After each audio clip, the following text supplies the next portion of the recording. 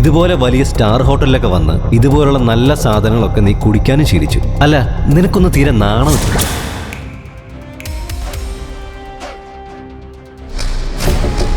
Sir, കമ്പനിയുടെ official mail I ഡിയിലേക്ക് ഒരു നോട്ടിഫിക്കേഷൻ വന്നിട്ടുണ്ട്.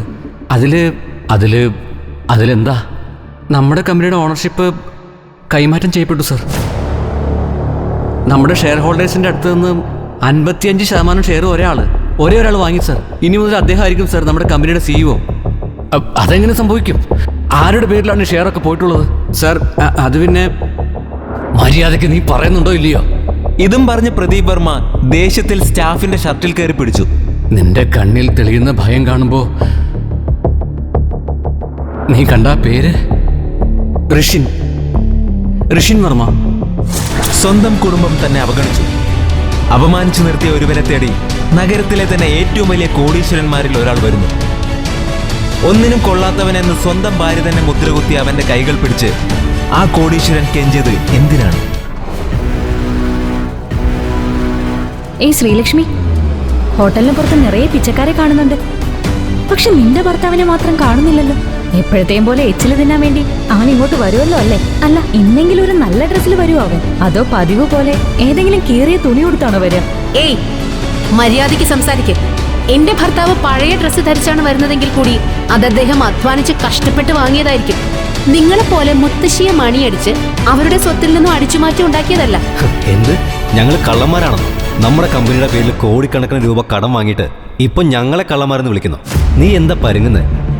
എനിക്ക് മാത്രം അറിയാവുന്ന ഈ രഹസ്യം മുത്തശ്ശിയുടെ ചെവിയിൽ എത്തിയാലുണ്ടല്ലോ, പിന്നെ ദൈവം തമ്പുരാൻ തന്നെ ഇറങ്ങി വന്നാലും നിന്നെയും നിന്റെ ഭർത്താവിനെയും രക്ഷിക്കാൻ പറ്റില്ല.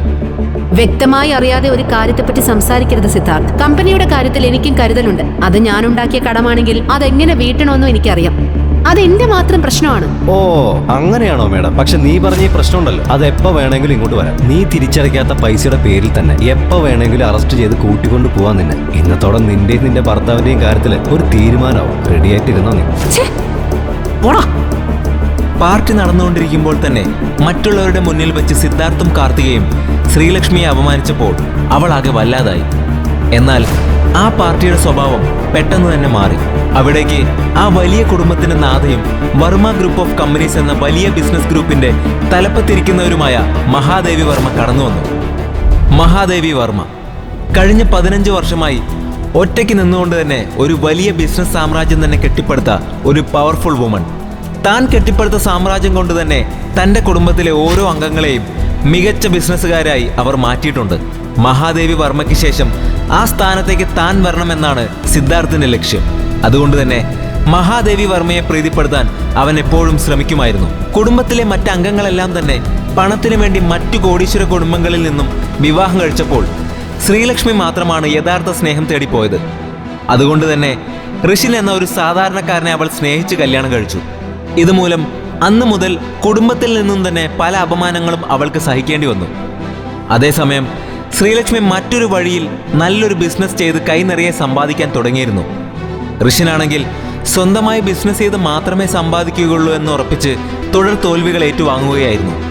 അത് ഋഷിനിൽ വല്ലാത്തൊരു അപകർഷതാബോധം സൃഷ്ടിച്ചിരുന്നു. ക്രമേണ ശ്രീലക്ഷ്മിക്കും ഋഷിനോട് ഒരു അതൃപ്തി തോന്നി തുടങ്ങിയിരുന്നു.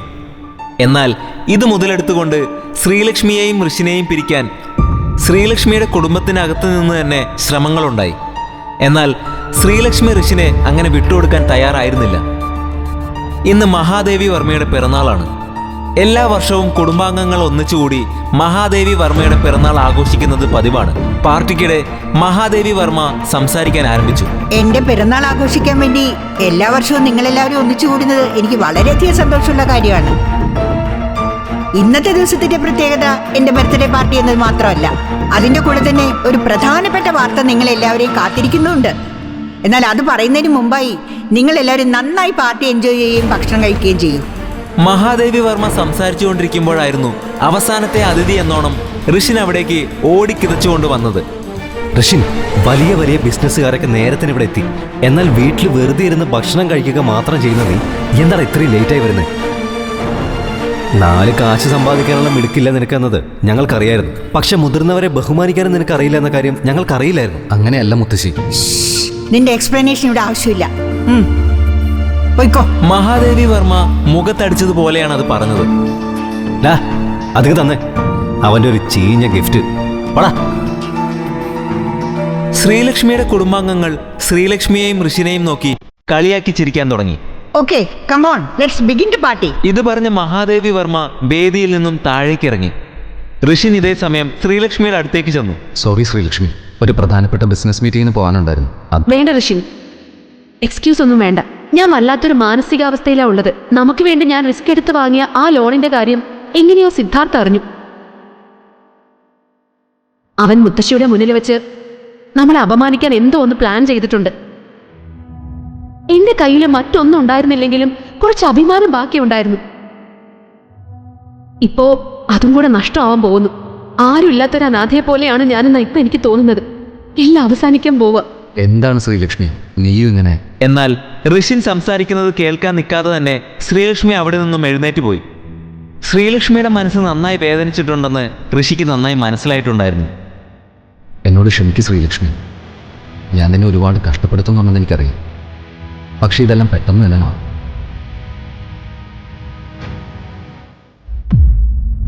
ഇന്ദ്രപ്രസ്ഥം എന്ന വമ്പൻ ഗ്രൂപ്പിന്റെ ഉടമയും കൊച്ചിയിലെ കോടീശ്വരന്മാരായ ബിസിനസ്സുകാരിൽ ഒരാളുമായ പ്രദീപ് വർമ്മ തന്റെ ഓഫീസിൽ ആകെ ദേഷ്യത്തിലിരിക്കുകയായിരുന്നു. നിങ്ങളൊക്കെ എന്ത് ചെയ്യുമായിരുന്നു ഇത്രയും നാള്? ഇനി എത്രയെന്ന് വെച്ചിട്ടാണ് ഞാൻ നിങ്ങൾക്ക് സമയം തരിക? ഇത്രയും നാളായിട്ട് നിങ്ങൾക്ക് അവനെ പിടിക്കാൻ കഴിഞ്ഞോ?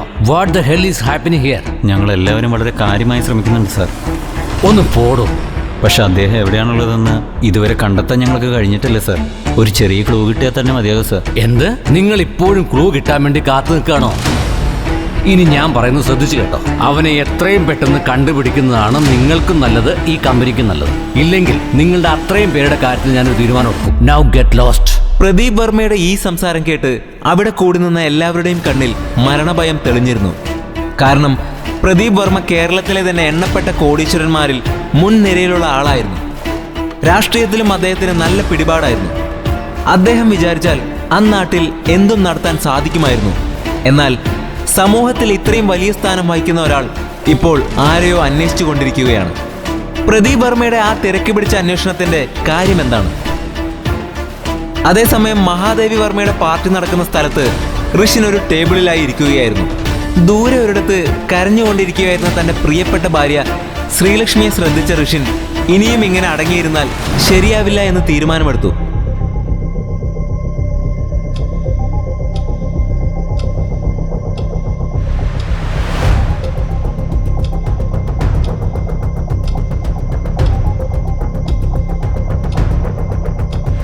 അടുത്ത കുറച്ച് മിനിറ്റുകൾക്കുള്ളിൽ ഋഷിന്റെ ഫോണിൽ നിന്നും പല പ്രധാനപ്പെട്ട ഡോക്യുമെന്റ്സും പ്രോസസ് ആവാൻ ആരംഭിച്ചു.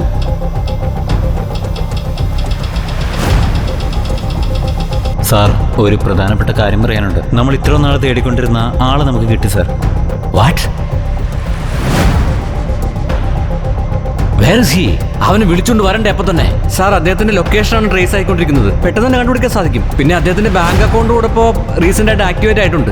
തന്റെ സ്റ്റാഫുകൾ പറഞ്ഞത് കേട്ടിട്ടും പ്രദീപ് വർമ്മയ്ക്ക് ഇരിക്കപ്പൊറുതി ഉണ്ടായിരുന്നില്ല. അദ്ദേഹം ടെൻഷനോടെ അവരോട് കയർത്ത് സംസാരിച്ചുകൊണ്ടിരുന്നു. അവനെ എത്രയും പെട്ടെന്ന് കണ്ടുപിടിച്ച് ഇവിടേക്ക് കൂട്ടിക്കൊണ്ട് വരാൻ പറ്റുമോ അത്രയും പെട്ടെന്ന് തന്നെ ചെയ്യേ. അവനിവിടെ എത്തിക്കാൻ വൈകുന്ന ഓരോ നിമിഷവും ഈ ഇന്ദ്രപ്രസ്ഥം ഗ്രൂപ്പിന്റെ അടിത്തറ ഇളയിക്കൊണ്ടിരിക്കുകയാണെന്ന് ഓർമ്മയിൽ വെച്ചോ എല്ലാവരും. Now go. Okay sir. ഇതും പറഞ്ഞ് ടെൻഷനോടെ ഒരു സിഗരറ്റ് എടുത്ത് പുകച്ചുകൊണ്ടിരിക്കുകയായിരുന്നു പ്രദീപ് വർമ്മ. അദ്ദേഹത്തെ ട്രേസ് ചെയ്തു സാർ.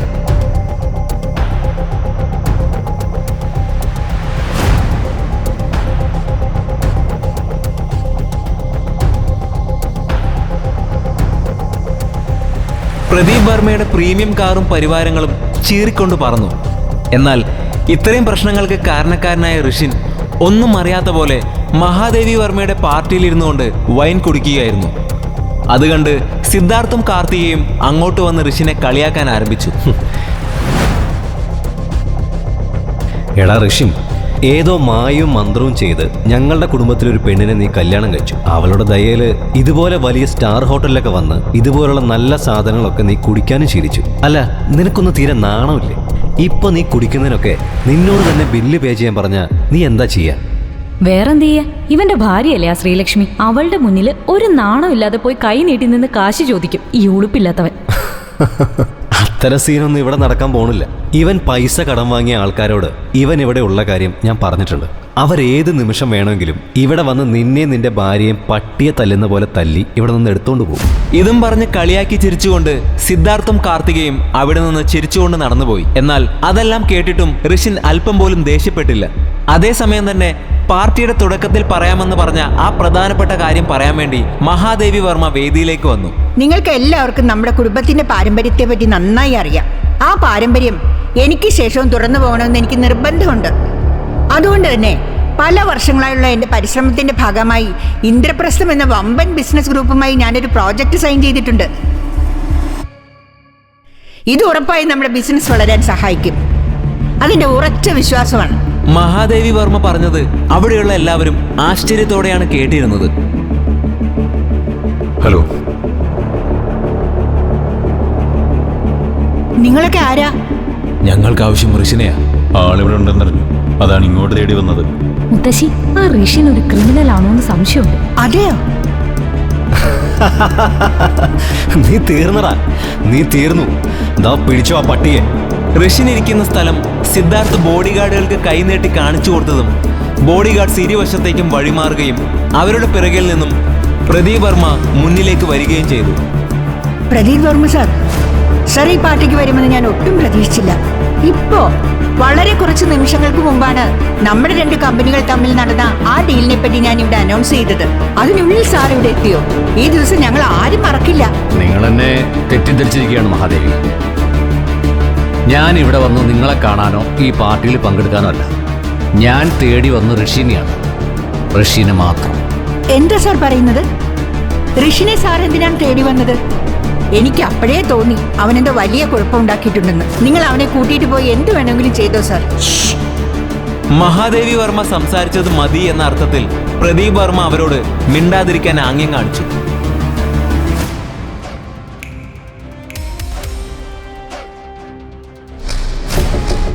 സർ, കമ്പനിയുടെ ഒഫീഷ്യൽ മെയിൽ ഐ ഡിയിലേക്ക് ഒരു നോട്ടിഫിക്കേഷൻ വന്നിട്ടുണ്ട്. അതിലെന്താ, നമ്മുടെ കമ്പനിയുടെ ഓണർഷിപ്പ് കൈമാറ്റം ചെയ്യപ്പെട്ടു സർ. നമ്മുടെ ഷെയർ ഹോൾഡേഴ്സിൻ്റെ അടുത്ത് നിന്ന് 55% ഷെയർ ഒരേ ഒരാൾ വാങ്ങി സർ. ഇനി മുതൽ അദ്ദേഹം ആയിരിക്കും സർ നമ്മുടെ കമ്പനിയുടെ CEO. അതെങ്ങനെ സംഭവിക്കും? ആരുടെ പേരിലാണ് ഷെയറൊക്കെ പോയിട്ടുള്ളത് സർ? അത് പിന്നെ മര്യാദയ്ക്ക് നീ പറയുന്നുണ്ടോ ഇല്ലയോ? ഇതും പറഞ്ഞ് പ്രദീപ് വർമ്മ ദേഷ്യത്തിൽ സ്റ്റാഫിന്റെ ഷർട്ടിൽ കയറി പിടിച്ചു. നിന്റെ കണ്ണിൽ തെളിയുന്ന ഭയം കാണുമ്പോ നീ കണ്ട പേര് ഋഷിൻ വർമ്മ.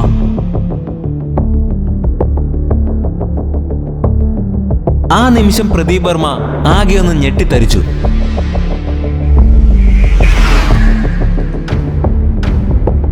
വർഷങ്ങൾക്ക് ശേഷം ഋഷിനെ നേരിൽ കണ്ട പ്രദീപ് വർമ്മയ്ക്ക് തന്റെ ശരീരമാകെ വിറയ്ക്കുന്ന പോലെ തോന്നി.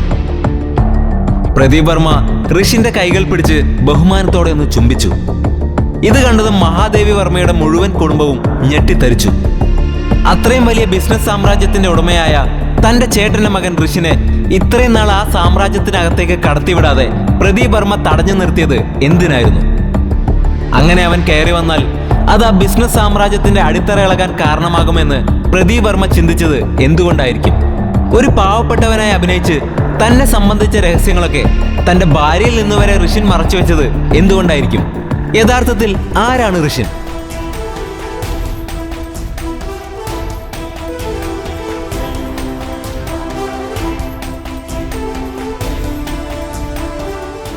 വീണ്ടും അവൻ യാത്ര തുടർന്നു. ഏറെ നേരത്തെ യാത്രയ്ക്കൊടുവിൽ വണ്ടി ഒരു വലിയ വീടിന് മുൻപിൽ നിർത്തിയപ്പോൾ തന്നെ ഋഷിയുടെ ഫോണിൽ ഒരു നോട്ടിഫിക്കേഷൻ സൗണ്ട് കേട്ടിരുന്നു. പോക്കറ്റിൽ നിന്നും ഫോൺ എടുത്തു നോക്കിയപ്പോൾ ശ്രീലക്ഷ്മിയുടെ മെസ്സേജ് ആയിരുന്നു അതെന്ന് ഋഷിന് മനസ്സിലായി. എന്ത് മെസ്സേജാണെന്ന് അറിഞ്ഞില്ലെങ്കിലും ശ്രീലക്ഷ്മിയുടെ മെസ്സേജ് ആണെന്ന് കണ്ടപ്പോൾ തന്നെ ഋഷിയുടെ മുഖമൊന്ന് വിടർന്നു. നേരത്തെ ഞാൻ നിന്നോട് അങ്ങനെ സംസാരിച്ചപ്പോ നിനക്ക് ഹാർട്ടായോ? സോറി കേട്ടോ. ഇന്ന എന്റെ ഫാമിലിയിൽ ആ ഗെറ്റ് കുറന്നുള്ള കാര്യം നിനക്ക് ഓർമ്മയുണ്ടല്ലോ അല്ലേ? അപ്പോ ഈവനിങ് ഞാൻ നേരത്തെ എത്തും. പിന്നെ തനിക്ക് പറ്റുമെങ്കിൽ ഏതെങ്കിലും ഒരു നല്ല ഡ്രസ്സ് വാങ്ങി വെക്കണം. കാരണം തനിക്കറിയാലോ എന്റെ ഫാമിലി മെമ്പേഴ്സിന്റെ സ്വഭാവം. നിന്നെ ജഡ്ജ് ചെയ്യാൻ കിട്ടുന്ന ഒരവസരവും അവർ പാഴാക്കില്ല. അവളുടെ മെസ്സേജ് വായിച്ചതും ഋഷിയുടെ ചുണ്ടിലൊരു പുഞ്ചിരി വിരിഞ്ഞു. ഹേയ്, താൻ പേടിക്കാതെ ശ്രീലു.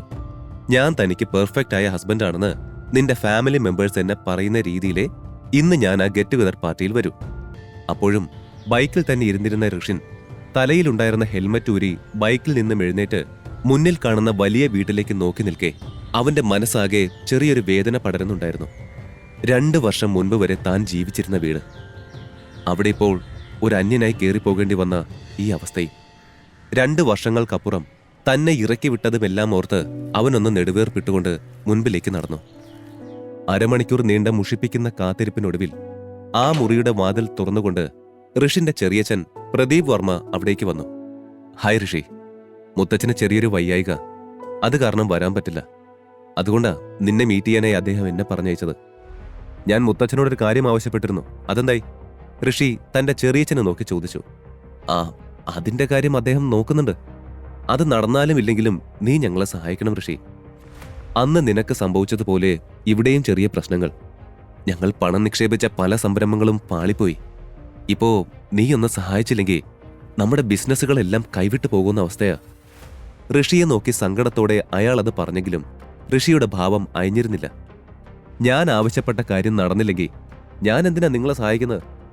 ആ ലോജിക്ക് എനിക്ക് അങ്ങോട്ട് മനസ്സിലാവുന്നില്ല. നിങ്ങളെ സഹായിക്കാൻ എന്തെങ്കിലും ഒരു റീസൺ ഉണ്ടെങ്കിൽ പറ ചെറിയച്ച, ഞാൻ ആലോചിക്കാം. ഋഷി തനിക്ക് അടുത്തുണ്ടായിരുന്ന ചെയറിലേക്ക് ഇരുന്നു കൊണ്ട് പറഞ്ഞു. ഋഷി, നീയും ഈ ഫാമിലിയിൽ ഒരു അംഗമല്ലേ? അപ്പോ ഇങ്ങനൊരു സാഹചര്യം വന്നാ നിനക്കും ഈ ഫാമിലിയെ രക്ഷിക്കേണ്ട ചുമതലയുണ്ട്. പ്രദീപ് പറഞ്ഞു നിർത്തിയതും ഋഷിൻ പൊട്ടിച്ചിരിച്ചു പോയിരുന്നു. നല്ല തമാശയായിട്ടുണ്ടല്ലോ ചെറിയച്ച. അല്ല, അന്നെന്നെ ഇവിടുന്ന് പുറത്താക്കുമ്പോ ഞാൻ ഈ വർമ്മ ഫാമിലിയിലേ അല്ലെന്ന് മുത്തച്ഛൻ പറഞ്ഞത് നിങ്ങൾ ഇത്രയും പെട്ടെന്ന് മറന്നോ?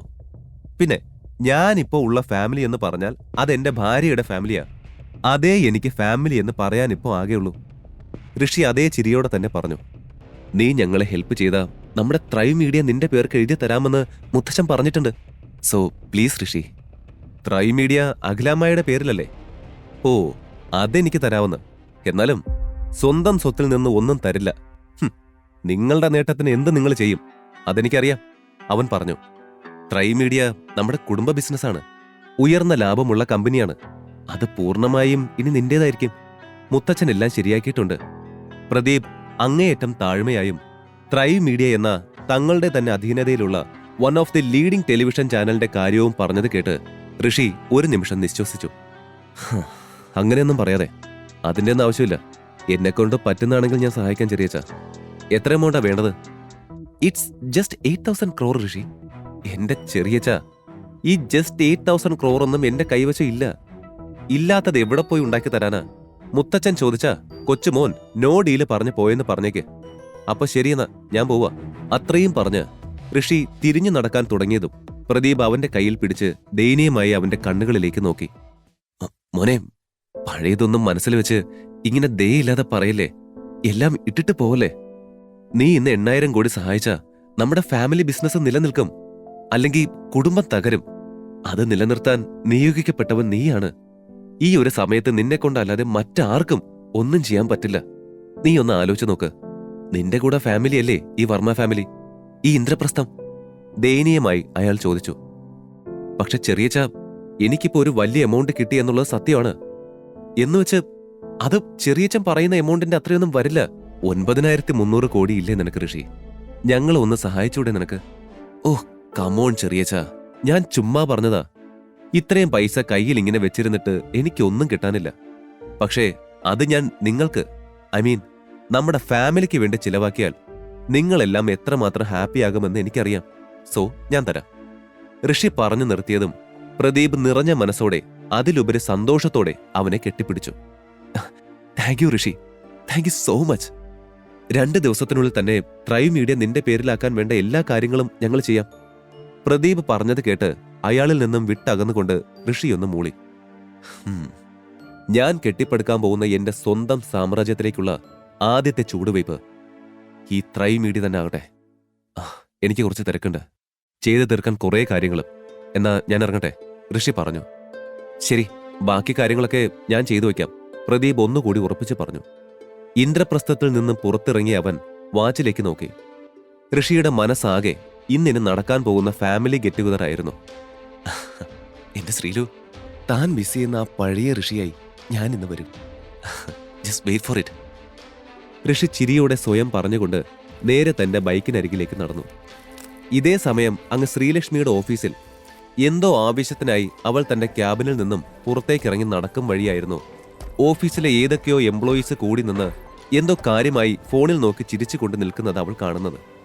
ഓഫീസ് ടൈമിൽ അവരങ്ങനെ കൂടി നിൽക്കുന്നതിന്റെ കാര്യം എന്താണെന്നറിയാൻ ശബ്ദമൊന്നും ഉണ്ടാക്കാതെ ശ്രീലക്ഷ്മി അവർക്ക് പിന്നിലെത്തിയതും കണ്ടത് കൂട്ടത്തിൽ ആരുടെയോ ഫോണിൽ പകർത്തിയ പൊട്ടിയ ലൈറ്റോട് കൂടിയ ബൈക്കുമായി മടങ്ങുന്ന ഋഷിയുടെ ദൃശ്യമായിരുന്നു.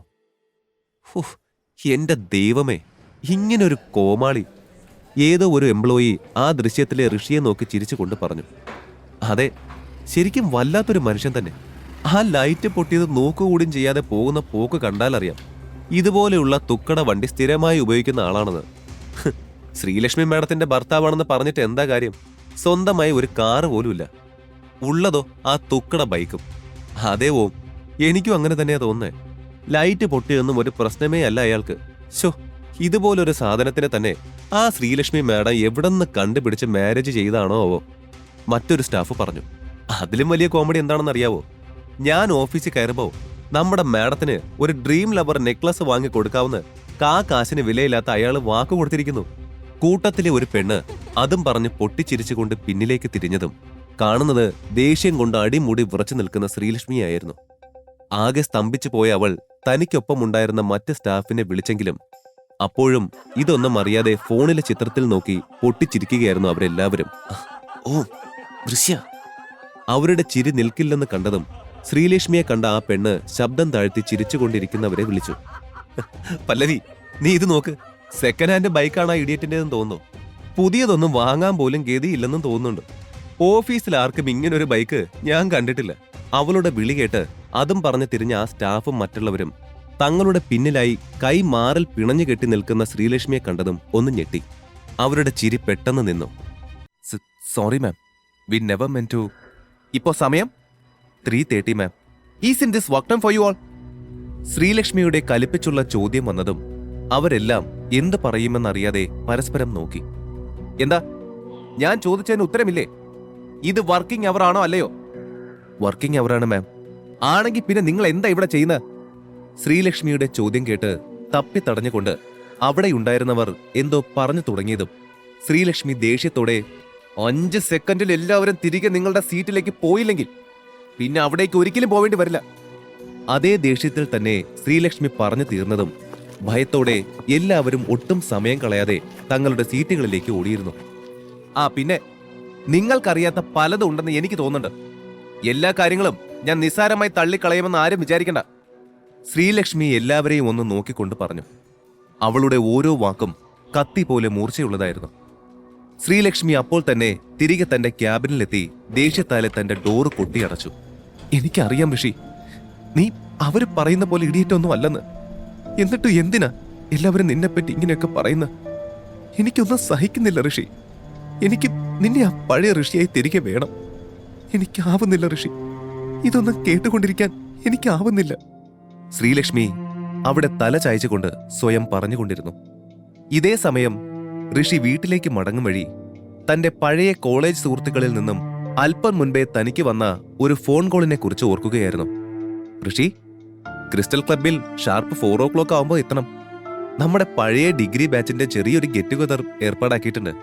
സോ എന്തായാലും വരണം. പോണം, എല്ലാവരെയും കാണണം. എത്ര കാലമായി എല്ലാവരെയും കണ്ടിട്ട്. ഇത്തവണ എന്തായാലും പോയി എല്ലാവരെയും കാണണം. ഋഷി ചിന്തിച്ച് തീർന്നപ്പോഴേക്കും വീടിന് മുൻപിലെത്തിയിരുന്നു. കോളിംഗ് ബെൽ അമർത്തിയതും ദേവയാനി അമ്മ വന്നവന് വാതിൽ തുറന്നു കൊടുത്തു. നീ വന്നോ? ഞാൻ നിന്നെ വിളിക്കാൻ തുടങ്ങുകയായിരുന്നു. നീ പെട്ടെന്ന് തന്നെ വന്നത് ഏതായാലും നന്നായി. എന്താ അമ്മായി, എന്തെങ്കിലും അത്യാവശ്യം ഉണ്ടായിരുന്നോ? നിന്റെയും ലച്ചു മോളുടെയും കല്യാണം കഴിഞ്ഞിട്ടിപ്പോ 2 വർഷമായില്ലേ? എന്നിട്ടും എന്താ ഇത്രയായിട്ട് മോൾക്ക് വിശേഷമൊന്നും ആവാത്തത്? നിനക്കോ നിന്റെ വീട്ടുകാർക്കോ പാരമ്പര്യമായി ഇങ്ങനെ എന്തെങ്കിലും പ്രശ്നമുണ്ടോ? ഋഷിയെ നോക്കി സംശയത്തോടെ അവർ ചോദിച്ചത് കേട്ട് ഋഷി നെറ്റി ചുളിച്ചു. ഏയ്, അങ്ങനെയൊന്നും ഇല്ല അമ്മായി. എന്താ അമ്മായി, എന്താ പെട്ടെന്ന് ഇങ്ങനെയൊക്കെ ചോദിക്കുന്നത്? പിന്നെ ഞാൻ എങ്ങനെയാ ചോദിക്കേണ്ടത്? എന്റെ മോൾക്കും എനിക്കൊന്നും പാരമ്പര്യമായി അങ്ങനെ പ്രശ്നങ്ങളൊന്നും ഇല്ലതാനും.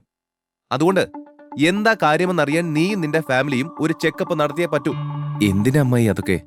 അതിന്റെ ആവശ്യമൊന്നുമില്ല എന്ന് നീ തീരുമാനിച്ചാ മതിയോ? നിന്റെ വീട്ടുകാരെ പറ്റിയൊന്നും ഞങ്ങൾക്ക് കാര്യമായി ധാരണ പോലുമില്ല. അതുകൊണ്ട് മര്യാദയ്ക്ക് എത്രയും വേഗം നിന്റെ പാരന്റ്സിനെയും വിളിച്ചോണ്ട് പോയി ടെസ്റ്റ് ചെയ്യുന്നതാവും നിനക്ക് നല്ലത്. അതുകൊണ്ട് തിരിച്ചു പറയാതെ ഞാൻ പറഞ്ഞത് ചെയ്താൽ മതി. അല്പം കനത്ത സ്വരത്തിൽ അവർ പറഞ്ഞത് കേട്ട് ഋഷി എന്ത് പറയുമെന്നറിയാതെ ഒരു നിമിഷം കുഴഞ്ഞു. അതൊക്കെ ഞാൻ ചെയ്തോളാം. ഇപ്പൊ എനിക്ക് അർജന്റായി ഒരു ഗെറ്റ് ടുഗദറിന് ജോയിൻ ചെയ്യാനുണ്ട്. ഞാൻ പോയിട്ട് പെട്ടെന്ന് ഫാമിലി പാർട്ടിയുടെ ടൈമിന് മുൻപേ എത്താം. ഋഷി തന്റെ മുറിയിലേക്ക് പോകാൻ ആഞ്ഞുകൊണ്ട് പറഞ്ഞു.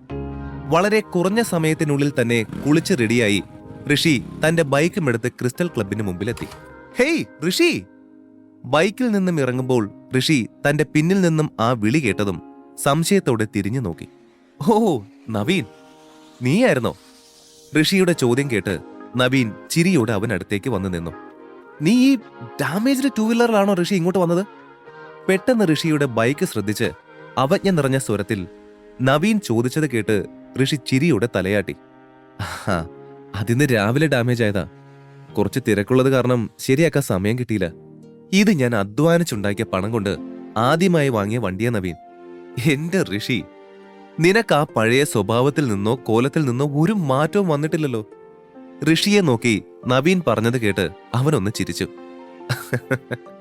അതിപ്പോ നീയും മാറിയിട്ടില്ലല്ലോ നവീൻ. ഇപ്പോഴും അന്നത്തെ പോലെ തന്നെ ഹാൻസം ആൻഡ് സ്റ്റൈലിഷ് യങ് മാനായ ഇപ്പോഴും നീ നിൽക്കുന്നത്. പിന്നെ നിന്റെ കാറും സ്റ്റൈലിഷാണ്. ഋഷി തന്നെ പുകഴ്ത്തി പറഞ്ഞത് ഇഷ്ടമായതുപോലെ നവീൻ ഒന്ന് ചിരിച്ചുകൊണ്ട് അവനെയും കൂട്ടി നേരെ ക്ലബിനുള്ളിലേക്ക് ലക്ഷ്യം വെച്ച് നടന്നു. Hey guys! ക്ലബിനുള്ളിലേക്ക് ഋഷിയുടെ കൂടെ കയറിയതും അങ്ങിങ്ങായി കൂടി നിന്ന തന്റെ സുഹൃത്തുക്കളെ കണ്ട് നവീൻ കൈപൊക്കിക്കൊണ്ട് ഉറക്കെ വിളിച്ചതും എല്ലാവരുടെയും ശ്രദ്ധ അവന് നേരെ തിരിഞ്ഞു. Hey Naveen! Wait, what is this? Is this a dream? ഈ ഋഷിനെന്താ നവീന്റെ കൂടെ? പഠിക്കുന്ന സമയത്ത് ആരും ശ്രദ്ധിക്ക പോലും ചെയ്യാത്ത ഋഷിനും അന്നത്തെ ഹാർട്ട് ത്രോബായിരുന്ന നവീനും. എന്നാലും ഇതെങ്ങനെ? എന്റെ ദൈവമേ!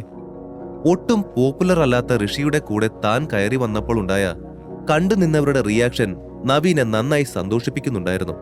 പക്ഷേ ഋഷിയുടെ അവസ്ഥ നേരെ തിരിച്ചായിരുന്നു. തന്റെ നേർക്കുയരുന്ന പലരുടെയും നോട്ടം കണ്ട് ഒരു നിമിഷം താൻ അന്യഗ്രഹ ജീവിയാണോ എന്ന് വരെ ഋഷി സംശയിച്ചു പോയി.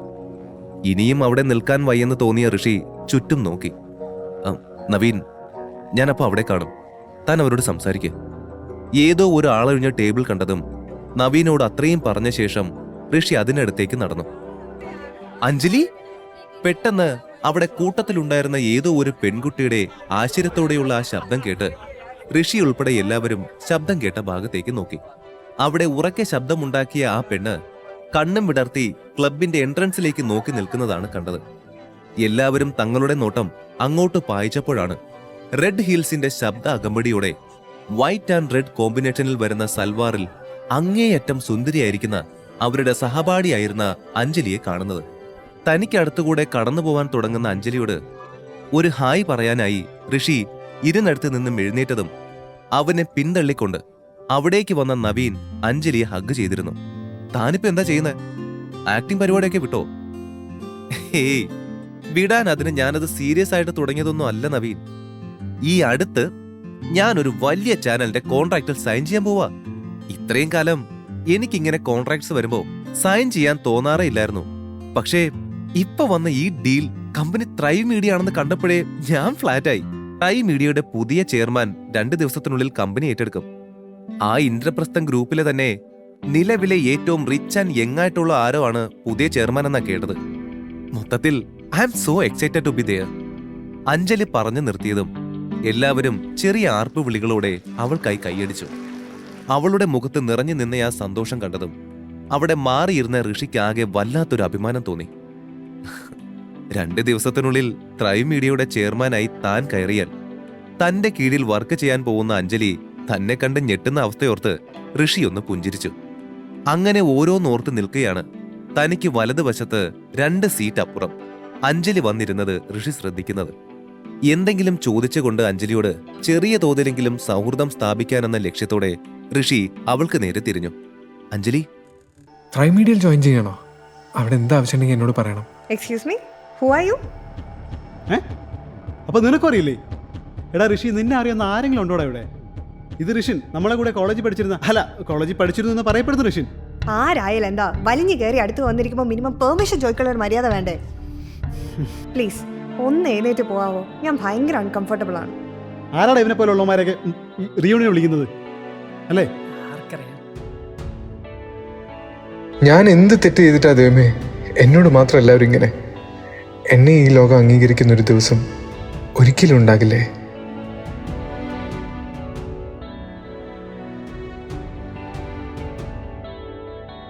മനസ്സ് തകർന്ന് പുറത്തേക്ക് പോകുമ്പോഴാണ് എൻ്റെ ഫോൺ ശബ്ദിച്ചത്.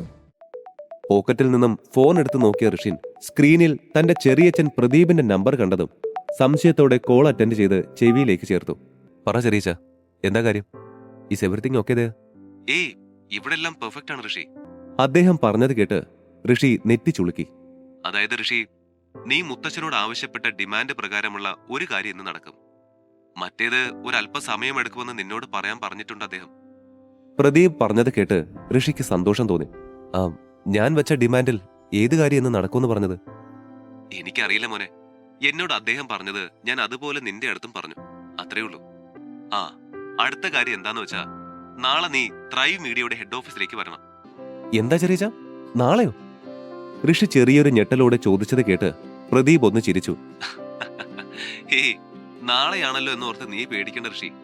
നിനക്ക് യാതൊരു ബുദ്ധിമുട്ടും ഉണ്ടാവാതിരിക്കാൻ ഞാനൊരു എഫിഷ്യന്റ് ആയ പേഴ്സണൽ അസിസ്റ്റന്റിനെ നിനക്കായി ഏർപ്പാടാക്കിയിട്ടുണ്ട്. പേഴ്സണലായും ഒഫീഷ്യലായും എന്ത് സംശയം ഉണ്ടെങ്കിലും സഹായം ആവശ്യമാണെങ്കിലും നിന്നെ ആ കുട്ടി സഹായിക്കും. കോൺട്രാക്ട് ഡീറ്റെയിൽസ് ഞാൻ നിന്റെ വാട്സാപ്പിൽ ഷെയർ ചെയ്തിട്ടുണ്ട്. She will be your staff from today onwards. ഇനി ഇതിൽ എന്തെങ്കിലും സംശയം ഉണ്ടെങ്കിൽ നിനക്ക് എന്നെ വിളിക്കാം ഋഷി മോനെ. ബട്ട് ഇപ്പൊ എനിക്ക് കുറച്ച് തിരക്കുണ്ട്. ഞാൻ കോള് വെക്കും കേട്ടോ. Bye and all the very best മോനെ. പ്രദീപ് സൗമ്യമായി പറഞ്ഞത് കേട്ട് ഋഷി ഒന്ന് മൂളി. ഫോൺ വിളി കഴിഞ്ഞ് ഋഷി അങ്കലാപ്പോടെ ഇരിക്കുന്നത് കണ്ട് ആരുഷ് ഋഷിയോട് കാര്യം തിരക്കിയതും ഋഷി മുഴുവൻ കാര്യങ്ങളും വള്ളി പുള്ളി വിടാതെ അവനോട് പറഞ്ഞു. കാര്യം മുഴുവൻ കേട്ടതും ആരുഷും അത്ഭുതത്തോടെ അവനെ നോക്കി. ഋഷിയുടെ ഫോൺ റിങ് ചെയ്തു തുടങ്ങിയിരുന്നു. വിളിക്കുന്നത് ശ്രീലക്ഷ്മിയാണെന്ന് കണ്ടതും ഋഷിയുടെ മുഖം വിടർന്നു. 100 ആയിച്ച ശ്രീലുന്. ആളെപ്പറ്റി പറഞ്ഞ് നാവെടുത്തില്ല, അതിനു മുൻപേ വിളിച്ചു. അതും മനസ്സിൽ ഓർത്തുകൊണ്ട് ഋഷി കോൾ അറ്റൻഡ് ചെയ്ത് ഫോൺ കാതോട് ചേർത്തു. ഹലോ ഋഷി, താൻ ഫംഗ്ഷന് പോകാനുള്ള ഡ്രസ്സ് എടുത്തോ? ഫോൺ എടുത്ത പാടെയുള്ള ശ്രീലക്ഷ്മിയുടെ ചോദ്യം കേട്ട് അതുവരെ ഋഷിയുടെ മുഖത്തുണ്ടായിരുന്ന ചിരിയെല്ലാം മാഞ്ഞു. പെട്ടെന്ന് തന്നെ ഋഷി ശ്രീലക്ഷ്മിയോട് എന്തൊക്കെയോ ഒഴിവ് കഴിവ് പറഞ്ഞ് ഫോൺ വെച്ച് ആരുഷിനെ നോക്കി. എന്താടാ, എന്തെങ്കിലും പ്രശ്നമുണ്ടോ? ആരുഷ് സംശയത്തോടെ ചോദിച്ചു. മറുപടിയായി ഋഷി ശ്രീലക്ഷ്മിക്ക് ഡ്രസ്സ് എടുക്കാൻ പോകണമെന്ന് പറഞ്ഞ് ആരുഷിനെയും കൂട്ടി ഋഷി നേരെ ഒരു മോളിലേക്ക് പോയി. എന്നാൽ അവർക്കിഷ്ടപ്പെട്ടതൊന്നും കിട്ടിയില്ല. ഇനിയിപ്പോ എന്താ ഋഷി ചെയ്യാ? ഏകദേശം എല്ലാ ഷോപ്പും നമ്മൾ കവർ ചെയ്ത് കഴിഞ്ഞല്ലോ. ഋഷിയെ നോക്കി നെടുവീർപ്പോട് ആരുഷ് പറഞ്ഞത് കേട്ട് ഋഷി ഒരു സെക്കൻഡ് എന്ത് ചെയ്യണമെന്ന് അറിയാതെ നിന്നുപോയി. അങ്ങനെ നിൽക്കെ ഋഷിയുടെ ഫോണിലേക്ക് പെട്ടെന്നൊരു അൺനോൺ നമ്പറിൽ നിന്നും കോൾ വന്നു. ഡ്രസ്സ് കിട്ടാത്ത ടെൻഷനിൽ നിൽക്കെ ഋഷി ആദ്യം ആ കോൾ നോക്കിയില്ല. വീണ്ടും ഫോൺ റിംഗ് ചെയ്തപ്പോൾ കോൾ എടുത്തു. Hello Rishi sir, I am Niharika Mahadev, your personal assistant. മറുപുറത്ത് നിന്നും ആ വാക്കുകൾ കേട്ട് ഋഷി നെറ്റി ചുളിച്ചു. താൻ നിഹാരികയാണെന്നും എന്റെ പേഴ്സണൽ അസിസ്റ്റന്റ് ആണെന്നുമുള്ളതൊക്കെ ഓക്കെ, പക്ഷെ എന്താ ഇപ്പൊ വിളിച്ചതെന്ന് എനിക്ക് മനസ്സിലായില്ല. ഋഷി സംശയഭാവത്തോടെ ചോദിച്ചു. സാർ, നാളെ മുതൽ ഒഫീഷ്യലി വർക്ക് ആരംഭിക്കുമല്ലോ. അതിനു മുൻപായും സാറിന് എന്താ ആവശ്യമുണ്ടെങ്കിലും എന്നെ കോൺടാക്ട് ചെയ്യാം. നിഹാരികയുടെ ആ മറുപടി കേട്ടതും ആരുഷ് ഋഷിയുടെ കയ്യിൽ നിന്നും ഫോൺ വാങ്ങി. ആഹാ, എന്നാൽ താൻ ഋഷിക്ക് പറ്റിയ നല്ലൊരു സ്യൂട്ട് കണ്ടെത്ത്. ഒട്ടും വൈകരുത്, അത്യാവശ്യമാണ്.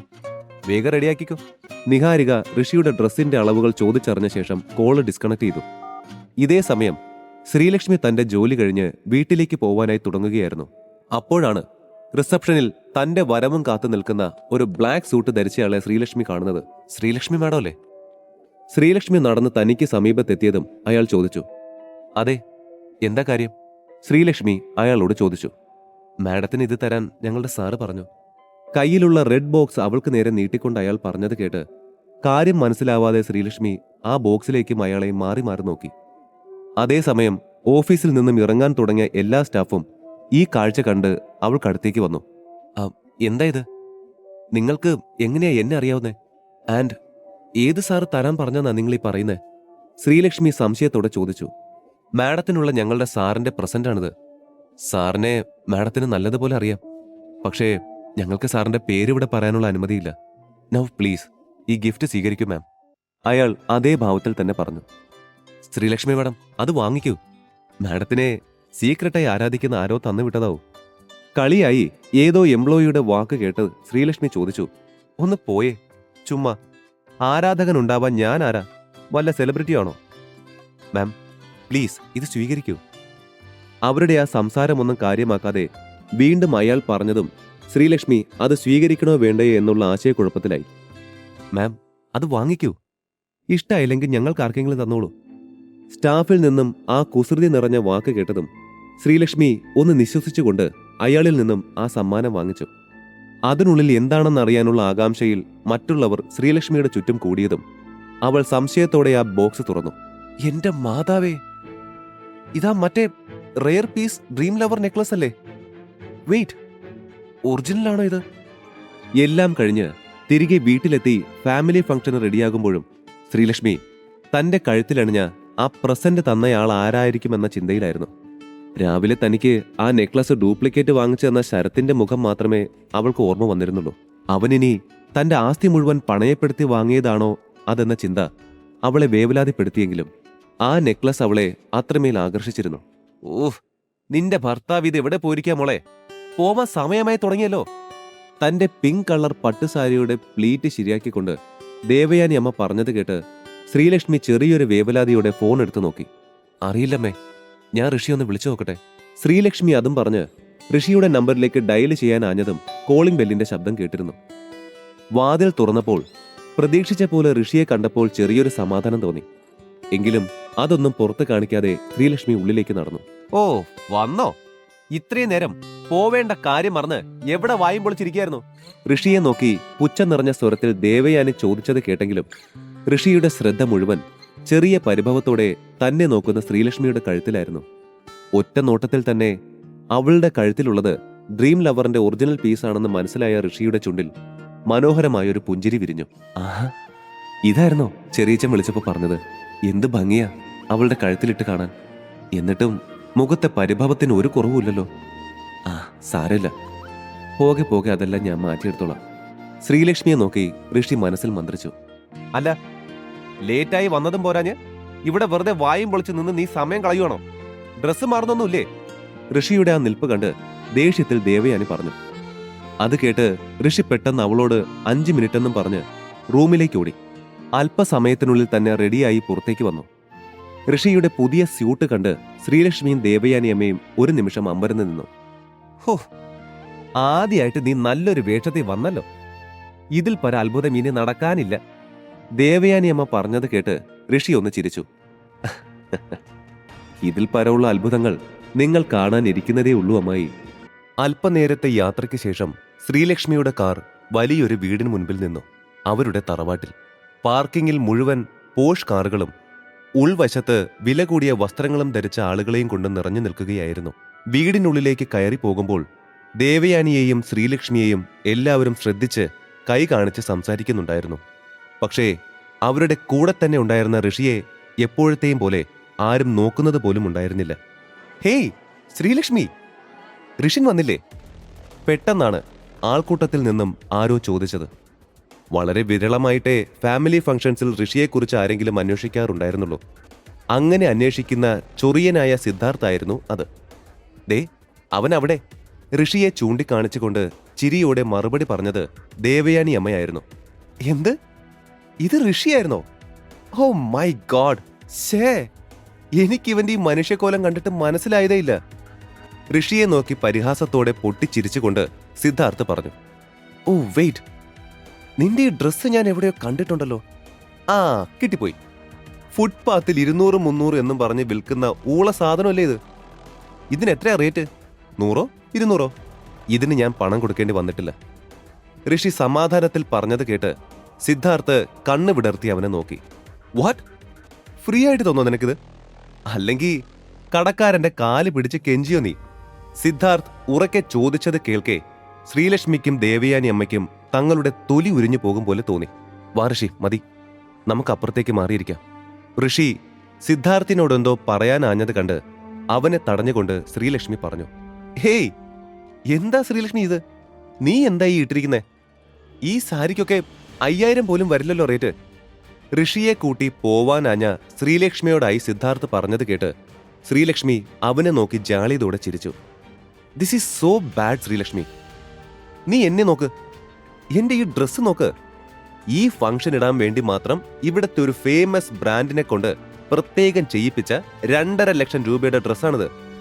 സിദ്ധാർത്ഥ് വലിയ ഗമയിൽ പറഞ്ഞു നിർത്തി. 2.5 ലക്ഷത്തിന്റെ സ്യൂട്ടോ? എവിടെ നോക്കട്ടെ. ഋഷി പതിയെ സിദ്ധാർത്ഥിന്റെ സ്യൂട്ടിന്റെ കോളറിൽ പിടിച്ചുകൊണ്ട് ചോദിച്ചതും ഒരൊറ്റ തട്ടായിരുന്നു സിദ്ധാർത്ഥ് അവന്റെ കൈ. ഞാൻ നിന്നോട് പറഞ്ഞു ഇതെന്ത് മാത്രം എക്സ്പെൻസീവ് ആണെന്ന്. ഇങ്ങനെ വൃത്തിയില്ലാത്ത കൈവച്ച് തൊട്ടിട്ട് അഴുക്കാക്കാതെ. അടക്കാനാവാത്ത വിധം ദേഷ്യം വന്നെങ്കിലും ഋഷി തന്റെ ദേഷ്യമെല്ലാം കൺട്രോൾ ചെയ്തുകൊണ്ട് സിദ്ധാർത്ഥിനോട് ചിരിച്ചു. താനൊരു കാര്യം മനസ്സിലാക്കണം സിദ്ധാർത്ഥ്. ലോകത്തുള്ള എല്ലാവരുടെയും ഇഷ്ടങ്ങളും കംഫർട്ടും ഒന്നായിരിക്കില്ല.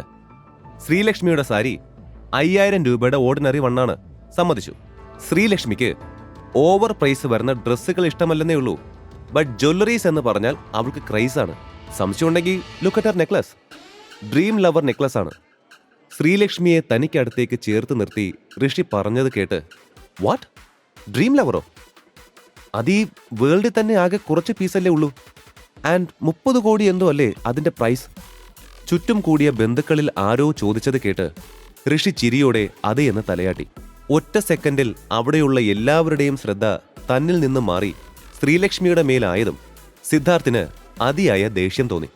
ഇതൊക്കെ കണ്ടാൽ അറിഞ്ഞൂടെ ഡ്രീം ലവറിന്റെ ഡ്യൂപ്ലിക്കേറ്റ് ആണെന്ന്?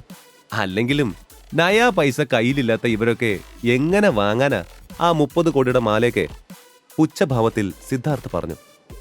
ഓ, അപ്പൊ നിന്റെ ചെവിക്ക് മാത്രമല്ല കണ്ണിനും പ്രശ്നമുണ്ട്. പിന്നെ ഞങ്ങളുടെ കയ്യിലുള്ള കാശിന്റെ കണക്ക് നിന്നെ ബോധിപ്പിക്കേണ്ട കാര്യം ഞങ്ങൾക്കില്ല. ഋഷി അവനെ ആക്കിക്കൊണ്ട് പറഞ്ഞതും സിദ്ധാർത്ഥിന്റെ മുഖം ദേഷ്യത്താൽ ചുവന്നിരുന്നു. ഋഷിൻ! അത് കണ്ടതും ഋഷി ഇനി എന്തെങ്കിലും പറഞ്ഞാലുള്ള അപകടമോർത്ത് ദേവയാനി അമ്മ താക്കീതെന്ന പോലെ ഉറക്കെ ഋഷിയെ വിളിച്ചു. എന്താ എന്താ ഇവിടെ ഒരു സംസാരം? പെട്ടെന്ന് ഗാംഭീര്യം നിറഞ്ഞ ആ സ്ത്രീ ശബ്ദം കേട്ടതും എല്ലാവരും മിണ്ടാതെ ആ ശബ്ദം കേട്ട ഭാഗത്തേക്ക് നോക്കി.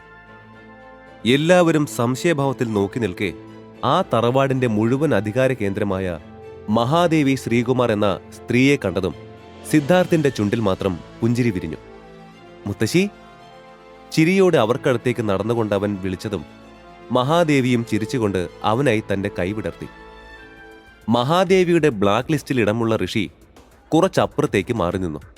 അപ്പോ ഏകദേശം എല്ലാവരും വന്ന സ്ഥിതിക്ക് നമുക്ക് പരിപാടി തുടങ്ങാമല്ലേ? മഹാദേവി തനിക്ക് മുൻപിൽ നിൽക്കുന്ന ബന്ധുക്കളെ നോക്കി പറഞ്ഞു. അപ്പോ ഞാൻ എല്ലാവരെയും ഇന്ന് ഇവിടേക്ക് വിളിച്ചു കൂട്ടിയത് ഒരു പ്രധാന വിവരം പറയാനാണ്. എല്ലാവർക്കും അറിയാലോ, പണ്ടൊരിക്കൽ ട്രൈ മീഡിയ എന്ന മറ്റേ ഇന്ദ്രപ്രസ്ഥത്തിന്റെ ആ ഹ്യൂജ് കമ്പനിയുടെ പാർട്ണർഷിപ്പിന്റെ കാര്യത്തിൽ നമ്മുടെ വർമാസ് കമ്പനിക്ക് റിജക്ഷൻ കിട്ടിയത്. അന്ന് റിജക്ഷൻ കിട്ടിയെങ്കിലും ആ കമ്പനിയുടെ പാർട്ണർഷിപ്പ് കിട്ടാൻ നമുക്ക് മുൻപിൽ ഇപ്പോൾ വലിയൊരു വഴി തുറക്കപ്പെട്ടിട്ടുണ്ട്. മഹാദേവി പറഞ്ഞത് കേട്ട് സിദ്ധാർത്ഥും മറ്റുള്ളവരും കൂടെ ഋഷിയും കാര്യം മനസ്സിലാവാതെ അവരെ നോക്കി. മറ്റൊന്നുമല്ല, ട്രൈ മീഡിയയുടെ പഴയ ചെയർമാൻ മാറി പുതിയ ചെയർമാൻ നാളെ ചാർജ് എടുക്കും. അതും നമ്മുടെ സിദ്ധൂട്ടനേക്കാളും യങ്ങായ ഇന്ദ്രപ്രസ്ഥത്തിലെ ഏതോ ചെറുക്കനാണെന്നാ കേട്ടത്. അപ്പോ ഞാൻ പറഞ്ഞു വരുന്നത് എന്താണെന്ന് വെച്ചാ, നമ്മുടെ കൂട്ടത്തിൽ നിന്നും ഒരാൾ നാളെ ട്രൈ മീഡിയയിൽ പോയി പുതിയ ചെയർമാനെ കണ്ട് പാർട്ണർഷിപ്പിനെ കുറിച്ചുള്ള കാര്യങ്ങൾ സംസാരിച്ച് എങ്ങനെയെങ്കിലും കാര്യം സാധിക്കണം. അത്രയും റെപ്യൂട്ടഡ് ആയ ഒരു കമ്പനിയുമായി പാർട്ണർഷിപ്പ് കിട്ടിയാലുള്ള മെച്ചം ഞാൻ ആർക്കും പറഞ്ഞു തരേണ്ടല്ലോ, അല്ലേ? ചെയർമാൻ ഏകദേശം ഇവിടെയുള്ള യങ്സ്റ്റേഴ്സിന്റെ ഏജ് ആയതുകൊണ്ട് ഞാൻ ഇതിനായി പ്രിഫർ ചെയ്യുന്നത് ഇവിടെ ഇരിക്കുന്ന എന്റെ കൊച്ചുമക്കളെയാണ്. ഒരു ചിരിയോടെ തന്നെ അവർ പറഞ്ഞത് കേട്ട് മുതിർന്നവരെല്ലാം അതിനനുകൂലമായി സംസാരിച്ചു. ഓക്കെ, യങ്സ്റ്റേഴ്സിൽ തന്നെ ആര് പോകണമെന്നുള്ള കാര്യം കൂടി തീരുമാനമാക്കണം. ആർക്കൊക്കെ പോവാൻ താല്പര്യമുണ്ട്? മുത്തശ്ശി ചോദിച്ചു നിർത്തിയതും എല്ലാ കൊച്ചുമക്കളും തങ്ങളുടെ കൈകൾ ഉയർത്തി. പക്ഷേ ഇന്ദ്രപ്രസ്ഥം എന്ന പേര് കേട്ടപ്പോൾ തന്നെ തനിക്ക് പോകാൻ സാധിച്ചിരുന്നുവെങ്കിൽ തന്റെ കമ്പനിയുടെ കാര്യം കൂടെ സംസാരിച്ച് ഇപ്പോൾ താൻ അകപ്പെട്ടിരിക്കുന്ന പ്രശ്നത്തിൽ എന്തെങ്കിലും ഒരു പോംവഴി കണ്ടെത്താമെന്ന് തോന്നിയ ശ്രീലക്ഷ്മി മുത്തശ്ശിക്ക് തന്നോടുള്ള ഇഷ്ടക്കേട് ഓർക്കെ തന്റെ കൈ പൊക്കാൻ മുതിർന്നില്ല. ശ്രീലു, അറിയോക്കെ? ഋഷി സംശയത്തോടെ ചോദിച്ചത് കേട്ട് ശ്രീലക്ഷ്മി ഒന്നുമില്ലെന്ന് അവനോട് കണ്ണു കാണിച്ചു. എന്താ മോളെ, നിനക്ക് പോവാൻ ആഗ്രഹമില്ലേ? ദേവയാനി അമ്മ സംശയത്തോടെ ചോദിച്ചത് കേട്ട് ശ്രീലക്ഷ്മി ഒന്ന് നിശ്വസിച്ചു. ആഗ്രഹം ഉണ്ടായിട്ട് കാര്യമുണ്ടോ അമ്മേ? മുത്തശ്ശി സിദ്ധാർത്ഥിനെയോ അല്ലെങ്കിൽ മറ്റേതെങ്കിലും മുത്തശ്ശിയുടെ ഫേവറിറ്റ് ആളെയോ മാത്രമേ വിടത്തുള്ളൂ. ശ്രീലക്ഷ്മി പറഞ്ഞത് കേട്ട് ഋഷി എന്തോ സംസാരിക്കാനാഞ്ഞതും മഹാദേവിയുടെ ഉറക്കെയുള്ള സംസാരം അവന്റെ ശ്രദ്ധ തിരിച്ചു. സിദ്ധാർത്ഥ് പോകുന്നതിൽ ആർക്കും പ്രശ്നമൊന്നുമില്ലെന്ന് കരുതുന്നു. മഹാദേവി പറഞ്ഞത് കേട്ട് ഉള്ളിലെ വിഷമം മറച്ചുകൊണ്ട് ശ്രീലക്ഷ്മി ഒന്ന് ചിരിച്ചു. കണ്ടോ, അവിടെ ആള് ഫിക്സായി. അതേ ഭാവത്തിൽ അവൾ പറഞ്ഞു, ആ മുത്തശ്ശി എന്നെ സെലക്ട് ചെയ്തതിൽ ചിലർക്കെങ്കിലും വിഷമമുണ്ടെന്ന് എനിക്കറിയാം. വിഷമിച്ചോളൂ, ഐ ഡോണ്ട് കെയർ. പിന്നെ ഞാൻ നാളെ ആ ചെയർമാനെ കണ്ട് ഇംപ്രസീവായി കാര്യങ്ങളെല്ലാം പറഞ്ഞ് സെറ്റാക്കി കോൺട്രാക്റ്റിൽ സൈൻ ചെയ്ത് കഴിഞ്ഞ് അതിന്റെ വകയായി പാർട്ടി അറേഞ്ച് ചെയ്യുമ്പോൾ വന്ന് എൻജോയ് ചെയ്തിട്ട് പോണം. കേട്ടോ എല്ലാവരും? ശ്രീലക്ഷ്മിയെയും ഋഷിയെയും നോക്കി അഹങ്കാരം നിറഞ്ഞ ഭാവത്തിൽ സിദ്ധാർത്ഥ് പറഞ്ഞു. നീ വാ സിദ്ധാർത്ഥ്, ആരാ വിഷമിക്കാൻ പോകുന്നതെന്ന് ഞാൻ നിനക്ക് കാണിച്ചു തരാം. ഭാവഭേദങ്ങൾ ഏതുമില്ലാതെ സിദ്ധാർത്ഥിനെ നോക്കിക്കൊണ്ട് ഋഷി മനസ്സിലോർത്തു. അല്പനേരം കൂടെ നീണ്ടുനിന്ന ആ ഫംഗ്ഷൻ അവസാനിച്ചു. വീട്ടിലെത്തിയപ്പോഴും ആകെ വിഷമിച്ചിരിക്കുന്ന ശ്രീലക്ഷ്മിയെ കണ്ട് ഋഷിക്കാകെ സങ്കടം വന്നിരുന്നു. എന്താ ശ്രീലു, എന്താ താൻ ഇങ്ങനെ സങ്കടപ്പെട്ടിരിക്കുന്നത്? ത്രൈമീഡിയയിലേക്ക് തനിക്ക് പോകാൻ ചാൻസ് കിട്ടിയില്ലല്ലോ എന്നോർത്തുള്ള സങ്കടമാണോ? നീ നോക്ക്, താൻ പോവാതെ ആ കോൺട്രാക്ട് ശരിയാവില്ല. ഇതെന്റെ വാക്കാ. സംശയമുണ്ടെങ്കിൽ നോക്കിക്കോ, തോറ്റു തുന്നം പാടിക്കൊണ്ട് വരും തന്റെ മുത്തശ്ശിയുടെ പൊന്നോമന പേരക്കുട്ടി. ഋഷി പറഞ്ഞത് കേട്ട് ശ്രീലക്ഷ്മി ഒന്ന് ചിരിച്ചു. സിറ്റിയിലെ വലിയ വിശാലമായ ബിൽഡിങ്ങുകളിൽ ഒന്നായിരുന്നു ത്രൈമീഡിയ. തൽക്കാലത്തെ ആവശ്യത്തിന് വാങ്ങിയ തന്റെ ഇലക്ട്രിക് ബൈക്കിൽ കാഷ്വൽ ഡ്രസ്സിലായിരുന്നു ഋഷി തന്റെ ഫസ്റ്റ് ഡേ തന്നെ അങ്ങോട്ട് പോയത്. എത്ര ലക്ഷറീസ് ആയ കാറും നിഷ്പ്രയാസം വാങ്ങാനുള്ള പണം കയ്യിലുണ്ടായിരുന്നിട്ടും ശ്രീലക്ഷ്മിക്കും ദേവയാനി അമ്മയ്ക്കും സംശയം തോന്നാതിരിക്കാൻ വേണ്ടിയായിരുന്നു ഋഷി ഇലക്ട്രിക് ബൈക്ക് വാങ്ങിയത്. ആ ചെറിയച്ച, ഞാൻ അവിടെ എത്തി. ആ അങ്ങനെ ചെയ്യാം.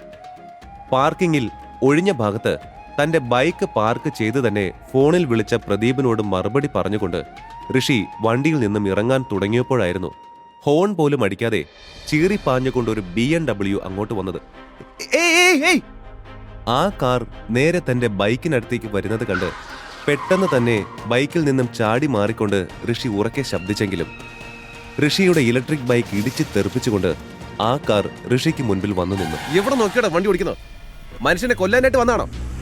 ദേഷ്യത്തോടെ അതും പറഞ്ഞ് ഋഷി ആ കാറിന് നേരെ തിരിഞ്ഞപ്പോഴാണ് ഡോർ തുറന്ന് വെളിയിലേക്ക് ഇറങ്ങിയ ആളെ കണ്ടത്. അഞ്ജലി. കൂളിംഗ് ഗ്ലാസ് ഊരി മാറ്റി തന്നെ അതിശയത്തോടെ നോക്കുന്ന അവളെ നോക്കി ഋഷി അറിയാതെ തന്നെ പറഞ്ഞുപോയി, ഋഷിൻ, നീ എന്താ ഇവിടെ? And what have you done to my new BMW? അവനെ പെട്ടെന്ന് കണ്ട ആശ്ചര്യം മാറിയതും അഞ്ജലി ചോദിച്ചത് കേട്ട് ഋഷി അവളെ ഒന്ന് നോക്കി. എന്ത്? നിന്റെ കാർ ഞാൻ എന്ത് ചെയ്തെന്ന്? ഋഷി ദേഷ്യം നിറഞ്ഞ ശബ്ദത്തിൽ ചോദിച്ചത് കേട്ട് അഞ്ജലി തന്റെ കാറിന്റെ സൈഡിൽ ഋഷിയുടെ ബൈക്ക് ഉരഞ്ഞ് പെയിന്റ് പോയത് കാണിച്ചു കൊടുത്തു. ഇവിടെ ജസ്റ്റ് ഒരു സെക്യൂരിറ്റി ജോബിന് വന്ന നീ ഇവിടത്തെ കോൺട്രാക്റ്റിൽ സൈൻ ചെയ്യാൻ വന്ന ഒരു സെലിബ്രിറ്റിയായ എന്റെ കാറിൽ ഈ കാണിച്ച് വെച്ചേക്കുന്ന തോന്നിവാസത്തിന് എന്ത് നഷ്ടപരിഹാരം തരാൻ പോകുന്ന? ഇതെന്താ വെള്ളരിക്കപ്പെടണോ? നീ എന്റെ വണ്ടി ഇടിച്ച് തെറിപ്പിച്ചിട്ട് നിനക്ക് ഞാൻ എന്താ നഷ്ടപരിഹാരം തരാൻ പോണേന്നോ? ഋഷി അതേ ദേഷ്യത്തിൽ അവളെ നോക്കി ചോദിച്ചു. ഏയ്, എന്താ പ്രശ്നം? തനിക്ക് മുൻപിലുണ്ടായിരുന്നവരെ വകഞ്ഞു മാറ്റി വന്ന ആ പുതുമുഖം അതും പറഞ്ഞ് നേരെ നോക്കിയത് അഞ്ജലിയുടെ മുഖത്തേക്കായിരുന്നു. ഓ അഞ്ജലി മാം, താങ്കളായിരുന്നോ? അയാൾ ഋഷിക്ക് നേരെ തിരിഞ്ഞു. ഓഹോ, ഏതാ നീ? അഞ്ജലി മാഡത്തിനെ ബുദ്ധിമുട്ടാക്കുന്ന വിധം എന്താ നീ ഇവിടെ ചെയ്ത്? എന്താ ഞാൻ ചോദിച്ചത് കേട്ടില്ലെന്നുണ്ടോ? ഏതാ നീ? കേശവ് ദേഷ്യത്തിൽ വീണ്ടും ചോദിച്ചു. ഞാൻ ആരാണെന്ന് നിന്നെ ഒന്നും ബോധിപ്പിക്കേണ്ട കാര്യം എനിക്കില്ല. അവന്റെ ആ ഡൂക്കിലി സ്കൂട്ടി എന്റെ ഈ ന്യൂ BMW ഇടിച്ച് എന്റെ കാറിനിപ്പോ എന്തുമാത്രം ഡാമേജാ വരുത്തിയെന്ന് നോക്കിക്കേ. ഇവിടെ സെക്യൂരിറ്റിയായി ജോലി ചെയ്യാമെന്ന സ്വപ്നം നീ ഏതായാലും അങ്ങ് മറന്നേക്ക്. ഇവിടെ നിന്നെ ആവശ്യമില്ല. ഇതുപോലെ യൂസ്ലെസ് ആയ കഴുതകളെയൊന്നും ത്രൈമീഡിയയിൽ ഒരു ദിവസം പോയിട്ട് ഒരു നിമിഷം വഴിക്കാൻ ഞാൻ ഉദ്ദേശിച്ചിട്ടില്ല. അതിന് നീ ഇവിടുത്തെ പ്രൊഡക്ഷൻ അസിസ്റ്റന്റ് അല്ലേ, അല്ലാതെ ചെയർമാനൊന്നും അല്ലല്ലോ. പെട്ടെന്ന് തന്റെ ഫോൺ എടുത്ത് അവളുടെ ആന്റി റോഷ്നിയുടെ നമ്പറിലേക്ക് ഡയൽ ചെയ്തു. തുടർന്ന് അല്പസമയത്തിനുള്ളിൽ തന്നെ റോഷ്നിയും അവിടേക്ക് എത്തിയിരുന്നു. Who the hell is he? Roshni ഉറക്കെ ചോദിച്ചത് കേട്ട് ഋഷി അവരുടെ ID കാർഡിലേക്ക് നോട്ടം പായിച്ചു. Roshni Robin, department manager. അവരുടെ ID കാർഡ് നോക്കി ഋഷി മനസ്സിൽ പറഞ്ഞു. ദേ ഇവനാ ആന്റി. ഋഷിയെ ചൂണ്ടിക്കൊണ്ട് അഞ്ജലി പറഞ്ഞതും റോഷ്നി അവന്റെ അടുത്തേക്ക് ദേഷ്യത്തോടെ നടന്നെടുത്തു. തെറ്റ് ചെയ്താൽ ക്ഷമ പറയാൻ നിനക്കെന്താ ഇത്രയും മടി? ഋഷിയെ നോക്കി അവർ ചോദിച്ചു. അത് നിങ്ങളുടെ അനന്തരവളോട് ചോദിക്കും മിസ്. ഇങ്ങോട്ട് വന്ന് എന്റെ ബൈക്ക് ഇടിച്ച് തെറിപ്പിച്ച് എന്നെ കൊല്ലാൻ ശ്രമിച്ചത് അവളാണ്. തക്ക സമയത്ത് ഞാൻ വണ്ടിയിൽ നിന്നെടുത്ത് ചാടിയിരുന്നില്ലെങ്കിൽ എന്താകരുതെന്നോ? ഋഷി കൈ മാറിൽ പിണച്ചു കെട്ടിക്കൊണ്ട് ഗൗരവത്തിൽ ചോദിച്ചത് കേട്ട് റോഷ്നി അവനെ നോക്കി പുച്ഛിച്ചു. എന്റെ അഞ്ജലി ഒരിക്കലും അങ്ങനെയൊന്നും ചെയ്യില്ല. ഞാൻ ആരാന്ന് നിനക്കറിയില്ല. ഞാനൊന്ന് വിളിച്ചാ ഈ നിമിഷം നിന്നെ പോലീസുകാരൊന്ന് തൂക്കിയെടുത്തോണ്ട് പോയി ഇടിച്ച് ഇഞ്ച പരുവാക്കും. അത് വേണ്ടാന്നുണ്ടെങ്കിൽ മര്യാദയ്ക്ക് ഞാൻ പറയുന്നത് കേട്ട് എന്റെ മോളോടും എന്നോടും സോറി പറഞ്ഞ് വേഗം സ്ഥലം വിടാൻ നോക്ക്. ഋഷിയെ നോക്കി അവർ പറഞ്ഞത് കേട്ട് ഋഷി ഒന്ന് നിശ്വസിച്ചു. ഓക്കെ, അങ്ങനെയാണെങ്കിൽ you can call the police. അവര് വന്നിട്ട് നമുക്ക് തീരുമാനിക്കാം. ഇടിച്ച് ഇഞ്ചപ്പരുവം ആക്കേണ്ടത് കൊലപാതക ശ്രമം നടത്തിയ നിങ്ങളുടെ മോളെയാണോ അതോ എന്നെയാണോന്ന്. ഋഷി ഗൗരവത്തിൽ പറഞ്ഞു നിർത്തിയതും അഞ്ജലിയുടെ മുഖത്തൊരു ചെറിയ ഭയം നിഴലിച്ചിരുന്നു. എന്നാ അങ്ങനെ ചെയ്യാം. പോലീസുകാരുടെ ഇടികൊള്ളാൻ നിനക്ക് അത്രയും ആഗ്രഹമാണെന്നുണ്ടെങ്കിൽ ഞാൻ അതിനെതിരെ നിൽക്കുന്നില്ല. ഋഷിയെ നോക്കി പുച്ഛത്തോടെ അതും പറഞ്ഞ് അവർ ബാഗിൽ നിന്നും തന്റെ ഫോൺ എടുക്കാനായി ആഞ്ഞതും അഞ്ജലി അവരെ തടഞ്ഞിരുന്നു. അമ്മയി വേണ്ട, ഇവനെക്കൊണ്ട് നമുക്ക് തന്നെ സോറി പറയിക്കാവുന്നതേ ഉള്ളൂ. അഞ്ജലി ഉള്ളിലെ ഭയമൊന്നും പുറത്ത് കാണിക്കാതെ പെട്ടെന്ന് പറഞ്ഞത് കേട്ട് റോഷ്നി അവളെ നോക്കി. നീ പേടിക്കാതെ മോളെ. ഇവന്റെ അഹങ്കാരത്തിന് പോലീസുകാരുടെ അടുത്ത് നിന്നും 2 എണ്ണം കിട്ടിയാലേ പഠിക്കൂ. ഋഷിയുടെ മുഖത്തേക്ക് നോക്കി അവരത് പറഞ്ഞ് തിരിയാനാഞ്ഞതും പെട്ടെന്ന് അവരാകെ നിശബ്ദയായിപ്പോയി. പെട്ടെന്നുള്ള അവരുടെ ഭാവമാറ്റം കണ്ട് ഋഷി കാര്യം മനസ്സിലാവാതെ റോഷ്നിയുടെയും മറ്റുള്ളവരുടെയും ദൃഷ്ടി പോകുന്നിടത്തേക്ക് നോക്കി. കാര്യം മനസ്സിലാവാതെ നിന്ന ഋഷിക്ക് മുൻപിൽ ആ കാറ് വന്നു നിന്നു. കാറിൽ നിന്നും ഇറങ്ങിയ ഒഫീഷ്യൽ ഡ്രസ്സിലുള്ള സുന്ദരിയായ ഒരു പെൺകുട്ടി ഋഷിക്കരികിലേക്ക് നടന്നു വന്ന് ഷേക്ക് ഹാൻഡിനായി അവന് നേരെ കൈനീട്ടി. ഗുഡ് മോർണിംഗ് സർ, ലേറ്റ് ആയതിന് സോറി. സാറിന് ട്രൈമ്യൂഡിയുടെ കറന്റ് സ്റ്റാറ്റസിനെ പറ്റി ഒരു ക്ലിയർ ഇമേജ് കിട്ടാൻ വേണ്ടി ഒരു ഫയൽ പ്രിപ്പയർ ചെയ്യുന്നതിന്റെ ചെറിയൊരു തിരക്കിൽ പെട്ടുപോയി. Really sorry. ഏകദേശം കാര്യം പിടികിട്ടിയ ഋഷി അവൾ നീട്ടിയ കയ്യിൽ തന്റെ കൈ ചേർത്ത് ഷേക്ക് ഹാൻഡ് കൊടുത്തതും അവൾ ഒരു ചെറിയ കുറ്റബോധത്തോടെ പറഞ്ഞു, ഹേയ് നോ ഇറ്റ്സ് ഓക്കെ. തന്റെ പേര് നിഹാരിക മഹാദേവൻ എന്നായിരുന്നില്ലേ? ഇന്നലെ ചെറിയച്ഛൻ വിളിച്ചറിയിച്ച തന്റെ പേഴ്സണൽ അസിസ്റ്റന്റ് നിഹാരികയാണെന്ന് ഉറപ്പുവരുത്താൻ എന്ന പോലെ ഋഷി ചോദിച്ചു. അതെ സർ, ചിരിയോടെ നിഹാരിക മറുപടി പറഞ്ഞു.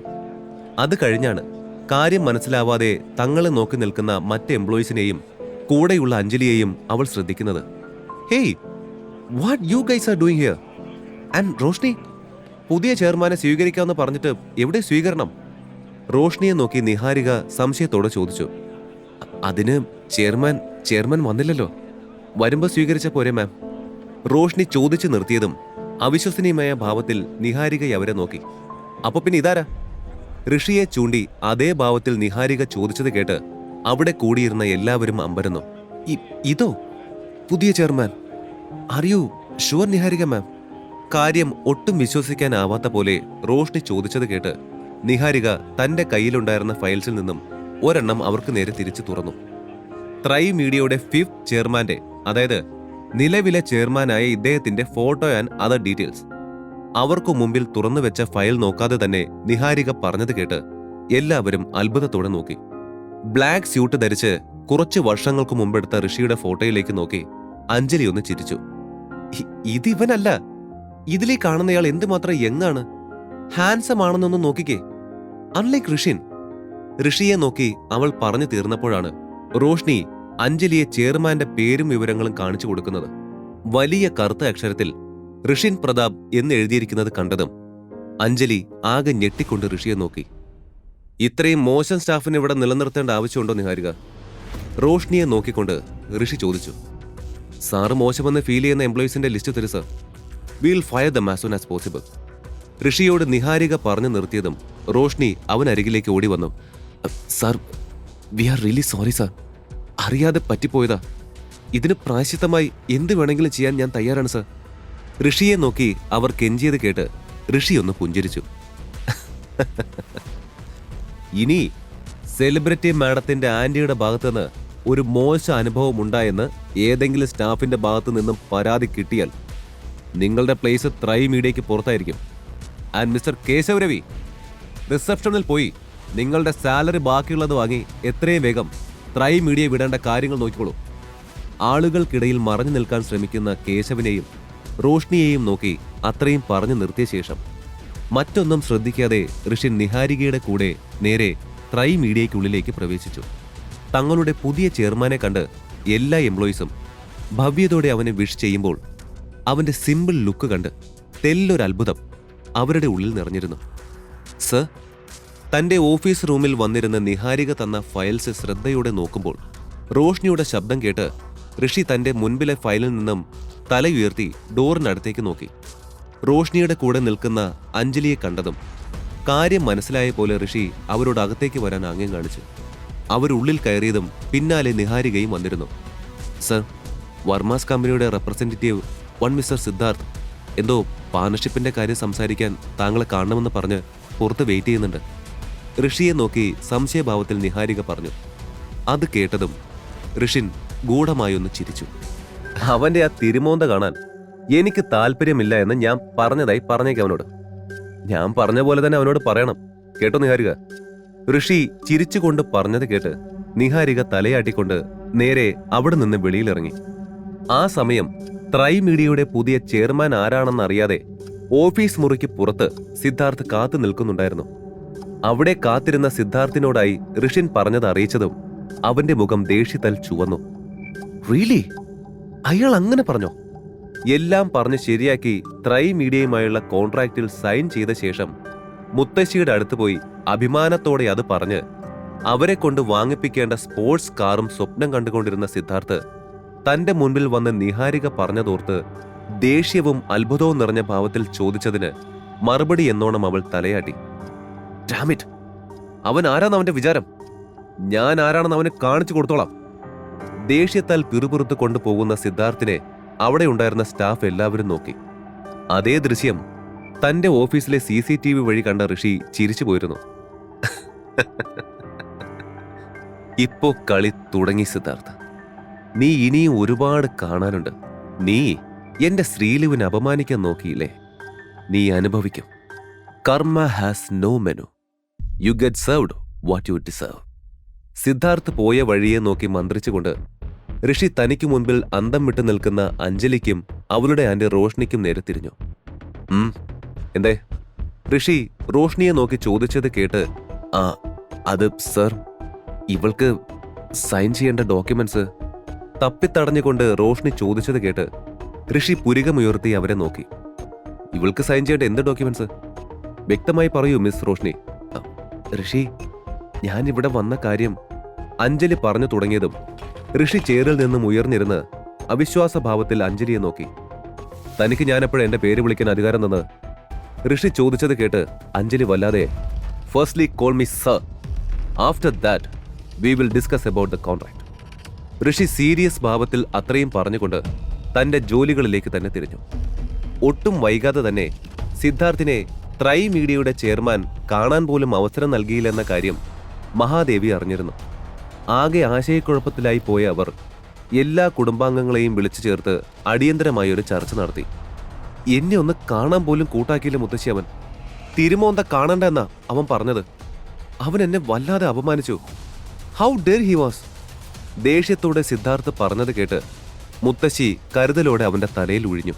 ത്രൈ മീഡിയ തങ്ങളുടെ വർമാസ് കമ്പനി വെച്ച് താരതമ്യം ചെയ്യുമ്പോൾ അത്രയും ഉയർന്ന നിലയിലായതുകൊണ്ട് സിദ്ധാർത്ഥിനെ കാണാൻ അവസരം നൽകാതിരുന്നതിലുള്ള കാരണം പോലും ചോദിക്കാനുള്ള ധൈര്യമോ അധികാരമോ ഇല്ലാത്ത ദുഃഖത്തിലായിരുന്നു മുത്തശ്ശി.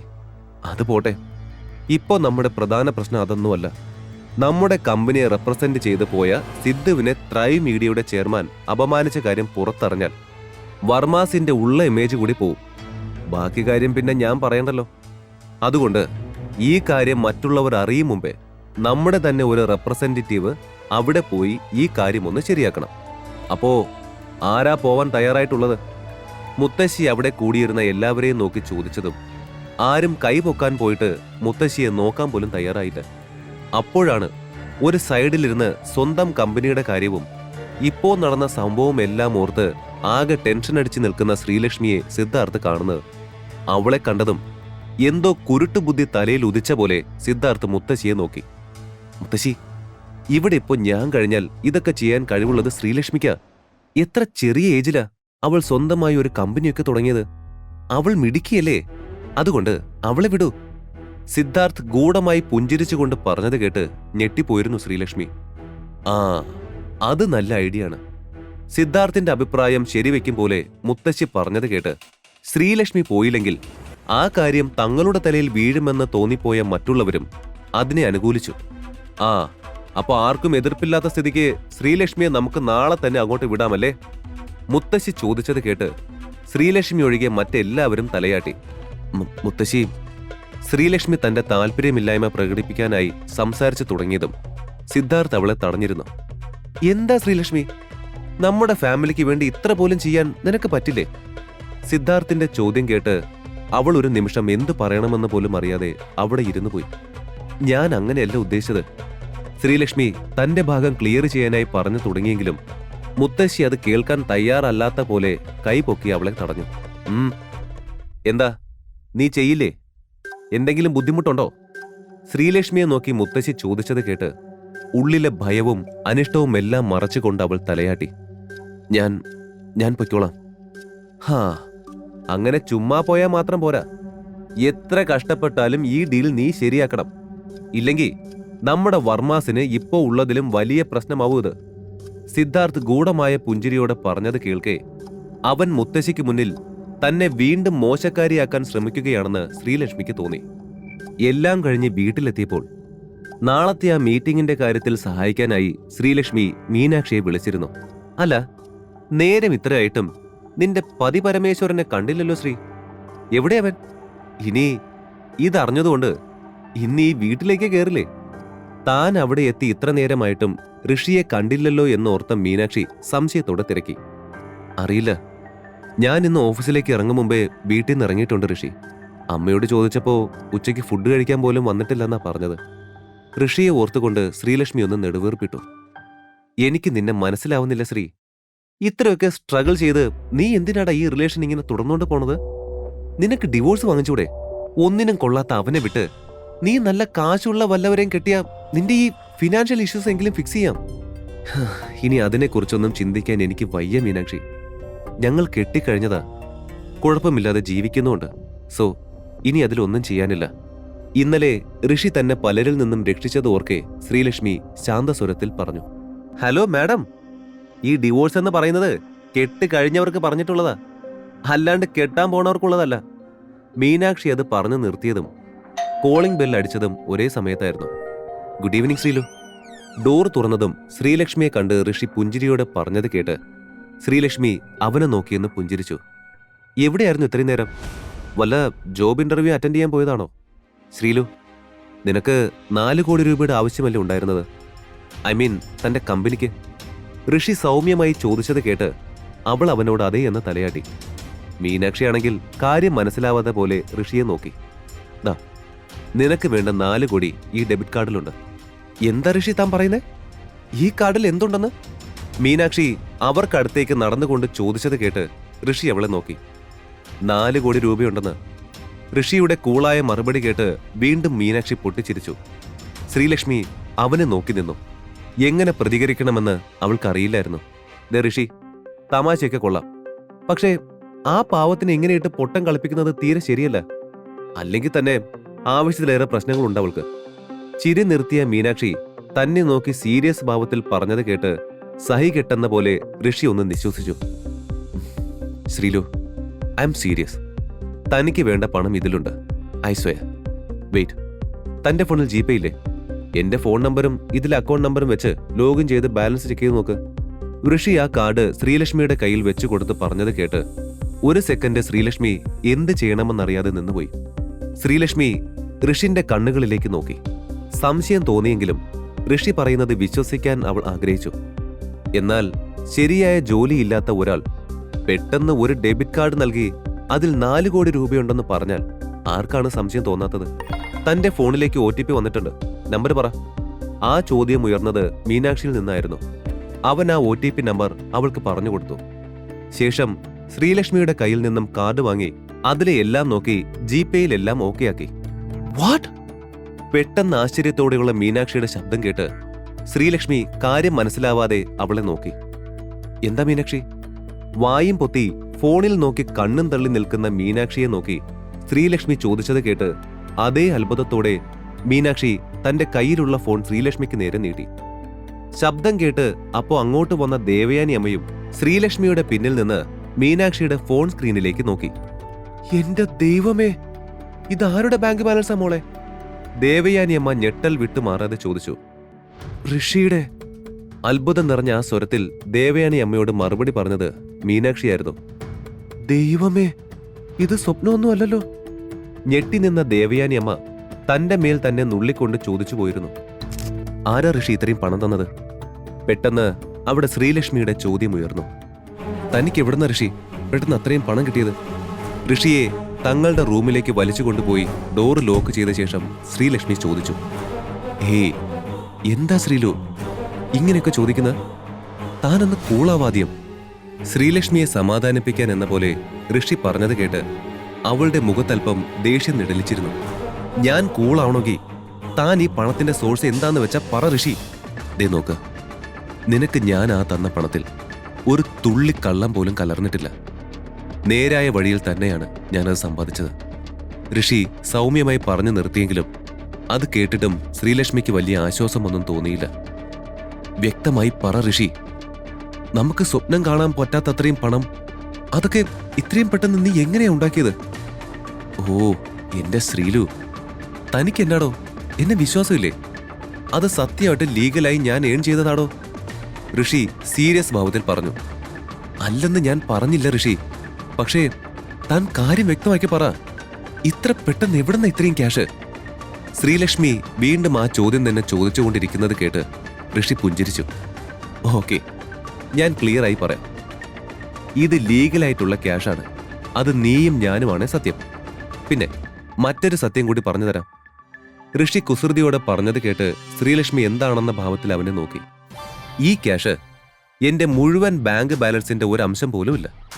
ലിറ്ററലി ഇപ്പൊ നമ്മൾ റിച്ച് എന്ന് പറഞ്ഞാൽ ഒടുക്കത്തെ റിച്ചാണ്.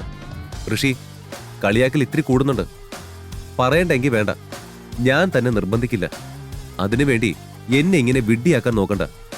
ഇപ്പൊ കാര്യം അത്രയും അത്യാവശ്യം ആയതുകൊണ്ടും ലീഗലായിട്ടുള്ള കാശ് എനിക്ക് തരൂ എന്ന കാര്യത്തിൽ തന്നെ ഞാൻ വിശ്വസിക്കുന്നത് കൊണ്ടും ഞാനിതെടുക്കുക.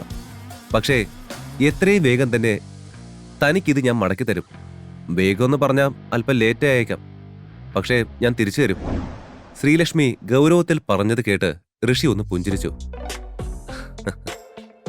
മൈ മണി ഈസ് യോ മണി. അതിനെ തിരിച്ചു തരാനുള്ള കാര്യത്തെപ്പറ്റി താൻ ചിന്തിക്ക കൂടി വേണ്ട. ഋഷി അതേ ഭാവത്തിൽ തന്നെ ശ്രീലക്ഷ്മിയുടെ കണ്ണിലേക്ക് നോക്കി പറഞ്ഞു നിർത്തി. പണത്തെക്കുറിച്ചുള്ള സംശയം ശ്രീലക്ഷ്മിക്ക് പൂർണ്ണമായി മാറിയില്ലെങ്കിലും ഋഷിയിൽ അവൾക്ക് വിശ്വാസമുണ്ടായിരുന്നു. അവൻ ഇതുവരെ തെറ്റായ ഒരു വഴിയും പണം സമ്പാദിക്കാൻ സ്വീകരിച്ചിട്ടില്ല എന്ന് അവൾക്ക് ഉറപ്പുണ്ടായിരുന്നു. ശ്രീലക്ഷ്മി തന്റെ കയ്യിലെ കാർഡിലേക്ക് നോക്കി ആലോചിച്ചു. ഏയ്, എന്താ മോളെ അവൻ പറഞ്ഞത്? എവിടുന്ന് അവൻ ഇത്രയും പണം കിട്ടിയത്? വല്ല ബാങ്കോ ജ്വല്ലറിയും കൊള്ളയടിച്ചോ ചെറുക്കൻ? ശ്രീലക്ഷ്മി റൂമിന് വെളിയിൽ ഇറങ്ങിയപ്പോഴേക്കും ദേവയാനി അമ്മ അവൾക്കടുത്തേക്ക് വന്ന് ആദിയോടെ തിരക്കിയത് കേട്ട് ശ്രീലക്ഷ്മി അവരെ രൂക്ഷമായി നോക്കി. എന്തു അമ്മ ഈ പറയുന്നേ? ഋഷി അങ്ങനെയൊക്കെ ചെയ്യുന്ന അമ്മയ്ക്ക് തോന്നുന്നുണ്ടോ? ശ്രീലക്ഷ്മിയുടെ മറുചോദ്യം കേട്ട് ദേവയാനി അമ്മ ഇല്ലെന്ന് തല ചലിപ്പിച്ചു. പക്ഷേ ഇത്ര പെട്ടെന്ന്, അതും ഇത്രയും രൂപ, അതെങ്ങനെ അവന് കിട്ടി? ദേവയാനി അമ്മ സംശയം വിടാതെ ചോദിച്ചു. എനിക്കറിയില്ല അമ്മേ. ഋഷി ഒന്നും വിട്ടു പറയുന്നില്ല. ഒന്ന് മാത്രം എനിക്കറിയാം, ഇതവൻ തെറ്റായ രീതിയിൽ സമ്പാദിച്ചതൊന്നുമല്ല. എന്തോ എടുക്കാൻ മറന്ന് റൂമിൽ നിന്ന് ഹാളിലേക്ക് വന്ന ഋഷി ശ്രീലക്ഷ്മിയുടെ ഉറപ്പോടെയുള്ള ഈ വാക്കുകൾ കേട്ട് അവന്റെ മനസ്സിൽ ആകെ വല്ലാത്തൊരു സന്തോഷം തോന്നി. അല്ല, മീനാക്ഷി എന്തിയമ്മേ? ഋഷി വന്നത് കണ്ടതും പെട്ടെന്ന് വിഷയം മാറ്റാൻ എന്ന പോലെ ശ്രീലക്ഷ്മി ചോദിച്ച ചോദ്യം കേട്ടപ്പോഴാണ് ഋഷിക്ക് അങ്ങനൊരാളെ അവിടെ കാണാനില്ല എന്ന കാര്യം ഓർമ്മ വന്നത്. ആ, അവള് പോയി. നീയും ഋഷിയും റൂമിലേക്ക് പോയപ്പോ തന്നെ ബാഗും കാര്യങ്ങളൊക്കെ എടുത്ത് പോകുവാന്ന് പറഞ്ഞു പോയി. ദേവയാനി അമ്മ പറഞ്ഞത് കേട്ട് ശ്രീലക്ഷ്മി കാര്യം മനസ്സിലാവാതെ നിന്നുവെങ്കിലും ഋഷിക്ക് ചിരി വരുന്നുണ്ടായിരുന്നു. ഋഷിൻ പണം നൽകിയതോടെ ദേവയാനി അമ്മയുടെ പെരുമാറ്റത്തിൽ മാറ്റമുണ്ടായി. ആ വീട്ടിൽ അവന് ചെറിയ രീതിയിൽ ബഹുമാനം കിട്ടിത്തുടങ്ങി. കമ്പനി പ്രശ്നം തീർന്നതിൽ സന്തോഷമുണ്ടെങ്കിലും അടുത്ത ദിവസം ത്രൈ മീഡിയയിൽ പോകേണ്ടി വരുമെന്നോർത്ത് ശ്രീലക്ഷ്മി പരിഭ്രാന്തിയിലായിരുന്നു. ഏയ്, എന്താ ശ്രീലു, എന്താടാ പ്രശ്നം? ഋഷി തിരക്കിയത് കേട്ട് ശ്രീലക്ഷ്മി ഒരു നിമിഷം ഇന്ന് കുടുംബയോഗത്തിൽ നടന്ന കാര്യം അവനോട് പറയണോ വേണ്ടയോ എന്ന് ആലോചിച്ചു പോയി. Sreelu, are you okay? Rishi വീണ്ടും ചോദിച്ചത് കേട്ട് ശ്രീലക്ഷ്മി അവനെ നോക്കി കൃത്രിമമായി ഒന്ന് പുഞ്ചിരിച്ചു. അതേലോ, ഞാൻ ഓക്കെ ആവാണ്ടിരിക്കാൻ ഇപ്പോ എന്താ ഉള്ളത്? ലൈറ്റ് ഓഫാക്കി കിടക്ക് ഋഷി. പിറ്റേന്ന് നേരം വെളുത്ത് ശ്രീലക്ഷ്മി ഉണരും മുൻപേ തന്നെ ഋഷി വീട്ടിൽ നിന്നും ഇറങ്ങിയിരുന്നു. ഋഷി പോയതിന്റെ കാര്യം മനസ്സിലായില്ലെങ്കിലും അധിക നേരം അതോർത്ത് നിൽക്കാതെ ശ്രീലക്ഷ്മി ചിന്തിച്ചത് മുഴുവൻ സിദ്ധാർത്ഥിനെ അപമാനിച്ചിറക്കി വിട്ട ത്രൈ മീഡിയയുടെ ചെയർമാനെക്കുറിച്ചായിരുന്നു. ഏറെ വൈകാതെ തന്നെ ദേവയാനിയമ്മോട് യാത്ര പറഞ്ഞ് ശ്രീലക്ഷ്മി ത്രൈ മീഡിയയിലേക്ക് പുറപ്പെട്ടിരുന്നു. ഋഷിൻ വീട്ടിൽ നിന്ന് കുറച്ച് ദൂരം മാറി തിരക്കേറിയ റോഡിൽ കാത്തുനിന്ന ഒരു കാരവനിൽ കയറി. സമ്പന്നമായ വസ്ത്രങ്ങൾ അവൻ അവിടെ ഒരുക്കിയിരുന്നു. അവൻ അത് മാറ്റി ത്രൈ മീഡിയയുടെ ഉടമസ്ഥരുടെ ഉപയോഗത്തിനായി ഉദ്ദേശിച്ചിട്ടുള്ള ഒരു പ്രത്യേക വഴിയിലൂടെ അവൻ കമ്പനിയിൽ പ്രവേശിച്ചു. അതേസമയം കമ്പനിയുടെ പ്രധാന ഗേറ്റിലൂടെ ശ്രീലക്ഷ്മിയും തന്റെ കാറിൽ പ്രവേശിച്ചു. കാർ പാർക്ക് ചെയ്ത ശേഷം റിസപ്ഷനിൽ ചെയർമാന്റെ റൂമിനെക്കുറിച്ച് അന്വേഷിച്ച് ലിഫ്റ്റിൽ കയറി ബട്ടണിൽ അമർത്തി. അപ്പോൾ ഋഷി എതിർദിശയിൽ ലിഫ്റ്റിൽ കയറുകയായിരുന്നു. 2 ലിഫ്റ്റുകളും ഒരേ സമയം ഫ്ലോറിലെത്തി. എതിർദിശയിൽ നിന്നും ഇരുവരും ഒരേ മുറിയിലേക്ക് നടക്കാൻ തുടങ്ങി. പരസ്പരം കണ്ടുമുട്ടാൻ കുറച്ച് നിമിഷങ്ങൾ ഉള്ളപ്പോൾ, എക്സ്ക്യൂസ് മീ സർ, ഋഷിയുടെ പുറകിൽ നിന്നും ഒരു ശബ്ദം കേട്ടു. യെസ്. അവൻ തിരിഞ്ഞു നോക്കി. ആ നിമിഷം തന്റെ ഓഫീസ് മുറിയുടെ മുന്നിൽ നിൽക്കുന്ന ശ്രീലക്ഷ്മിയെ കണ്ട് ഋഷിൻ ഒരു നിമിഷം ഞെട്ടി. അവൻ പിന്തിരിഞ്ഞു നിന്നു. ശ്രീലക്ഷ്മി അവനെ കണ്ടില്ല. അവൾ മുന്നോട്ട് നടന്ന് ചെയർമാന്റെ റൂമിന് മുന്നിലെ ചെയറിലിരുന്നു. നല്ല ടെൻഷനോടെ തന്നെ അവിടെ എത്തി ചെയർമാനെ കാണാൻ കാത്തിരിക്കുന്ന ശ്രീലക്ഷ്മിക്ക് മുൻപിലൂടെ പല കമ്പനിയുടെ റെപ്രസെന്റേറ്റീവ്സും പാർട്ണർഷിപ്പുമായി ബന്ധപ്പെട്ട കാര്യങ്ങൾ സംസാരിച്ച് പ്രയോജനമില്ലാത്ത മട്ടിൽ വിഷമിച്ചും ദേഷ്യപ്പെട്ടുമെല്ലാം പോകുന്നത് കണ്ട് അവളുടെ ശേഷിച്ച ധൈര്യം പോലും ചോർന്നു പോകുന്ന പോലെയായിരുന്നു. ശ്രീലക്ഷ്മി ഋഷിൻ, റൈറ്റ്? പെട്ടെന്ന് തനിക്ക് മുൻപിലേക്ക് വന്ന ഒരു ലേഡി സ്റ്റാഫ് ചോദിച്ചത് കേട്ട് ശ്രീലക്ഷ്മി അതെ എന്ന് തലയാട്ടി. വരൂ മാം. ആ ലേഡി വളരെ റെസ്പെക്റ്റോടെ ശ്രീലക്ഷ്മിയെ വിളിച്ചത് കേട്ട് അതിനു മുൻപേ ചെയർമാനെ കാണാൻ പോയതിൽ അവശേഷിച്ച ചെറുതും വലുതുമായ കമ്പനീസിന്റെ റെപ്രസെന്റേറ്റീവ് അത്ഭുതത്തോടെ അവളെ നോക്കി. പക്ഷേ അതൊന്നും തന്നെ ശ്രദ്ധിക്കാതെ ആ ലേഡി ശ്രീലക്ഷ്മിയെയും കൂട്ടി നേരെ ഏതോ ഒരു ഓഫീസ് റൂം ലക്ഷ്യമാക്കി നടന്നു. മാം, ഈ ഫയൽ മുഴുവൻ ശ്രദ്ധയോടെ വായിച്ചു നോക്കിയ ശേഷം സൈൻ ചെയ്യാൻ പറഞ്ഞു താങ്കളോട്. ആ ലേഡി ആ ഫയൽ ശ്രീലക്ഷ്മിക്ക് നേരെ നീട്ടിക്കൊണ്ട് പറഞ്ഞത് കേട്ട് ശ്രീലക്ഷ്മി കാര്യം മനസ്സിലാകാതെ അവരെ നോക്കി. ആര് പറഞ്ഞുന്ന്? ആൻഡ് എന്താ ഈ ഫയൽ? ശ്രീലക്ഷ്മി സംശയത്തോടെ ചോദിച്ചു. ചെയർമാൻ പറഞ്ഞതാണ് മാം.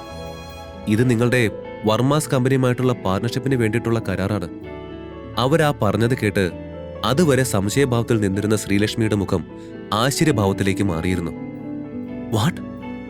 എന്താ പറഞ്ഞത്? കേട്ടത് വിശ്വസിക്കാനാവാതെ ശ്രീലക്ഷ്മി ചോദിച്ചത് കേട്ട് ആ ലേഡി ഒരിക്കൽ കൂടി ശ്രീലക്ഷ്മിയോട് കാര്യങ്ങൾ വ്യക്തമാക്കി കൊടുത്തു. ശ്രദ്ധയോടെ മുഴുവൻ റൂൾസും വായിച്ച് ഓക്കെ ആണെങ്കിൽ മാത്രം സൈൻ ചെയ്യൂ. അവസാനമായി ടേബിളിൽ ഇരുന്ന പെൻ അവൾക്ക് നേരെ നീട്ടിക്കൊണ്ട് അവർ പറഞ്ഞു. എല്ലാം കേട്ട് അമ്പരന്ന അവൾ യാന്ത്രികമായി അത് വായിച്ച ശേഷം സൈൻ ചെയ്തു. ഡോക്യുമെന്റിൽ എവിടെയും ചെയർമാന്റെ പേര് മെൻഷൻ ചെയ്തില്ലെന്നും പുള്ളിയുടെ പേര് വരേണ്ട ഇടത്തെല്ലാം ബ്ലാങ്കായി ഇരിക്കുകയാണെന്നും അതിനിടയ്ക്ക് ശ്രദ്ധിച്ച ശ്രീലക്ഷ്മിക്ക് കുറച്ച് അത്ഭുതം തോന്നിയെങ്കിലും അവൾ അതൊന്നും ചോദിക്കാനുള്ള മാനസികാവസ്ഥയിലല്ലായിരുന്നതിനാൽ അത് കണ്ടില്ലെന്ന് നടിച്ചു. നിങ്ങളുടെ കമ്പനിയുടെ കൂടെ പാർട്ട്നേഴ്സായി ബിസിനസ് ചെയ്യാൻ അനുവദിച്ചതിൽ ഞങ്ങൾ ഒത്തിരി ഹാപ്പിയാണ്. ബൈ ദ വേ, എനിക്ക് നിങ്ങളുടെ ചെയർമാനെ ഒന്ന് കാണാൻ സാധിക്കുമോ? എല്ലാത്തിനും ശേഷം തന്റെ ചെയറിൽ നിന്നും എഴുന്നേറ്റുകൊണ്ട് ശ്രീലക്ഷ്മി ചോദിച്ചു. Really very sorry ma'am, sir ഒരു പ്രധാനപ്പെട്ട മീറ്റിംഗ് അറ്റൻഡ് ചെയ്തുകൊണ്ടിരിക്കുകയാണ്. ശ്രീലക്ഷ്മിയെ നോക്കി പുഞ്ചിരി വിടാതെ തന്നെ അവർ പറഞ്ഞത് സമ്മതിക്കും വിധം ശ്രീലക്ഷ്മി ഒന്ന് ചിരിച്ചു. മഹാദേവിയെ ശ്രീലക്ഷ്മി ഫോൺ വിളിക്കും മുൻപേ തന്നെ അവരുടെ കോൾ അവളെ തേടിയെത്തിയിരുന്നു. കോൾ അറ്റൻഡ് ചെയ്ത പാടെ മറുപുറത്തു നിന്നും സന്തോഷത്തോടെയുള്ള അവരുടെ ആ സംസാരം കേട്ട് ശ്രീലക്ഷ്മി പകച്ചു നിന്നു. ഒന്നാമത് താൻ വിളിച്ചു പറയാതെ തന്നെ ഇത്രയും വേഗം കാര്യം മഹാദേവി എങ്ങനെ അറിഞ്ഞെന്നുള്ള സംശയവും, രണ്ടാമത് മഹാദേവി ഇത്രയും സ്നേഹത്തോടെ ആദ്യമായി തന്നോട് സംസാരിക്കുന്നതിലെ അത്ഭുതവുമായിരുന്നു. മുത്തശ്ശി, കാര്യമെല്ലാം ഓക്കെ ആയ വിവരം ഇത്രയും പെട്ടെന്ന് എങ്ങനെയാ അറിഞ്ഞേ? ഞാൻ സൈൻ ചെയ്ത് ഇപ്പൊ ഇറങ്ങിയുള്ളൂ അവിടുന്ന്. ശ്രീലക്ഷ്മി സംശയത്തോടെ ചോദിച്ചത് കേട്ട് മറുപുറത്തു നിന്ന് മഹാദേവിയുടെ ചിരി ഉയർന്നു. എന്റെ പൊന്ന് ലച്ചു, ഞാൻ മാത്രമല്ല, കേരളത്തിലെ എൻഎയർ ബിസിനസ് വേൾഡ് മുഴുവൻ കാര്യം അറിഞ്ഞിട്ടുണ്ട്. ട്രൈ മീഡിയയിൽ പുതിയ ചെയർമാൻ ചാർജ് ഏറ്റെടുത്ത് ആദ്യമായിട്ടാണ് മോളെ ഏതെങ്കിലും ഒരു കമ്പനിയുമായി ഇങ്ങനെ ഒരു പാർട്ണർഷിപ്പ് ഡീലിൽ ഓക്കെ പറയുന്നത്. അതും നമ്മുടെ വർമാസുമായി. മഹാദേവി അഭിമാനത്തോടെ പറഞ്ഞത് കേട്ട് ശ്രീലക്ഷ്മി തനിക്ക് മുൻപിലൂടെ പോയിരുന്ന മറ്റ് കമ്പനീസിന്റെ റെപ്രസെന്റേറ്റീവ്സിനെ ഓർത്തു. It's all because of you മോളെ. നീ ഇല്ലായിരുന്നെങ്കിൽ എനിക്കറിയില്ല ഇങ്ങനെ ഒരു ഓപ്പർച്യൂണിറ്റി നമുക്ക് കിട്ടുമായിരുന്നോ ഇല്ലയോ എന്ന് പോലും.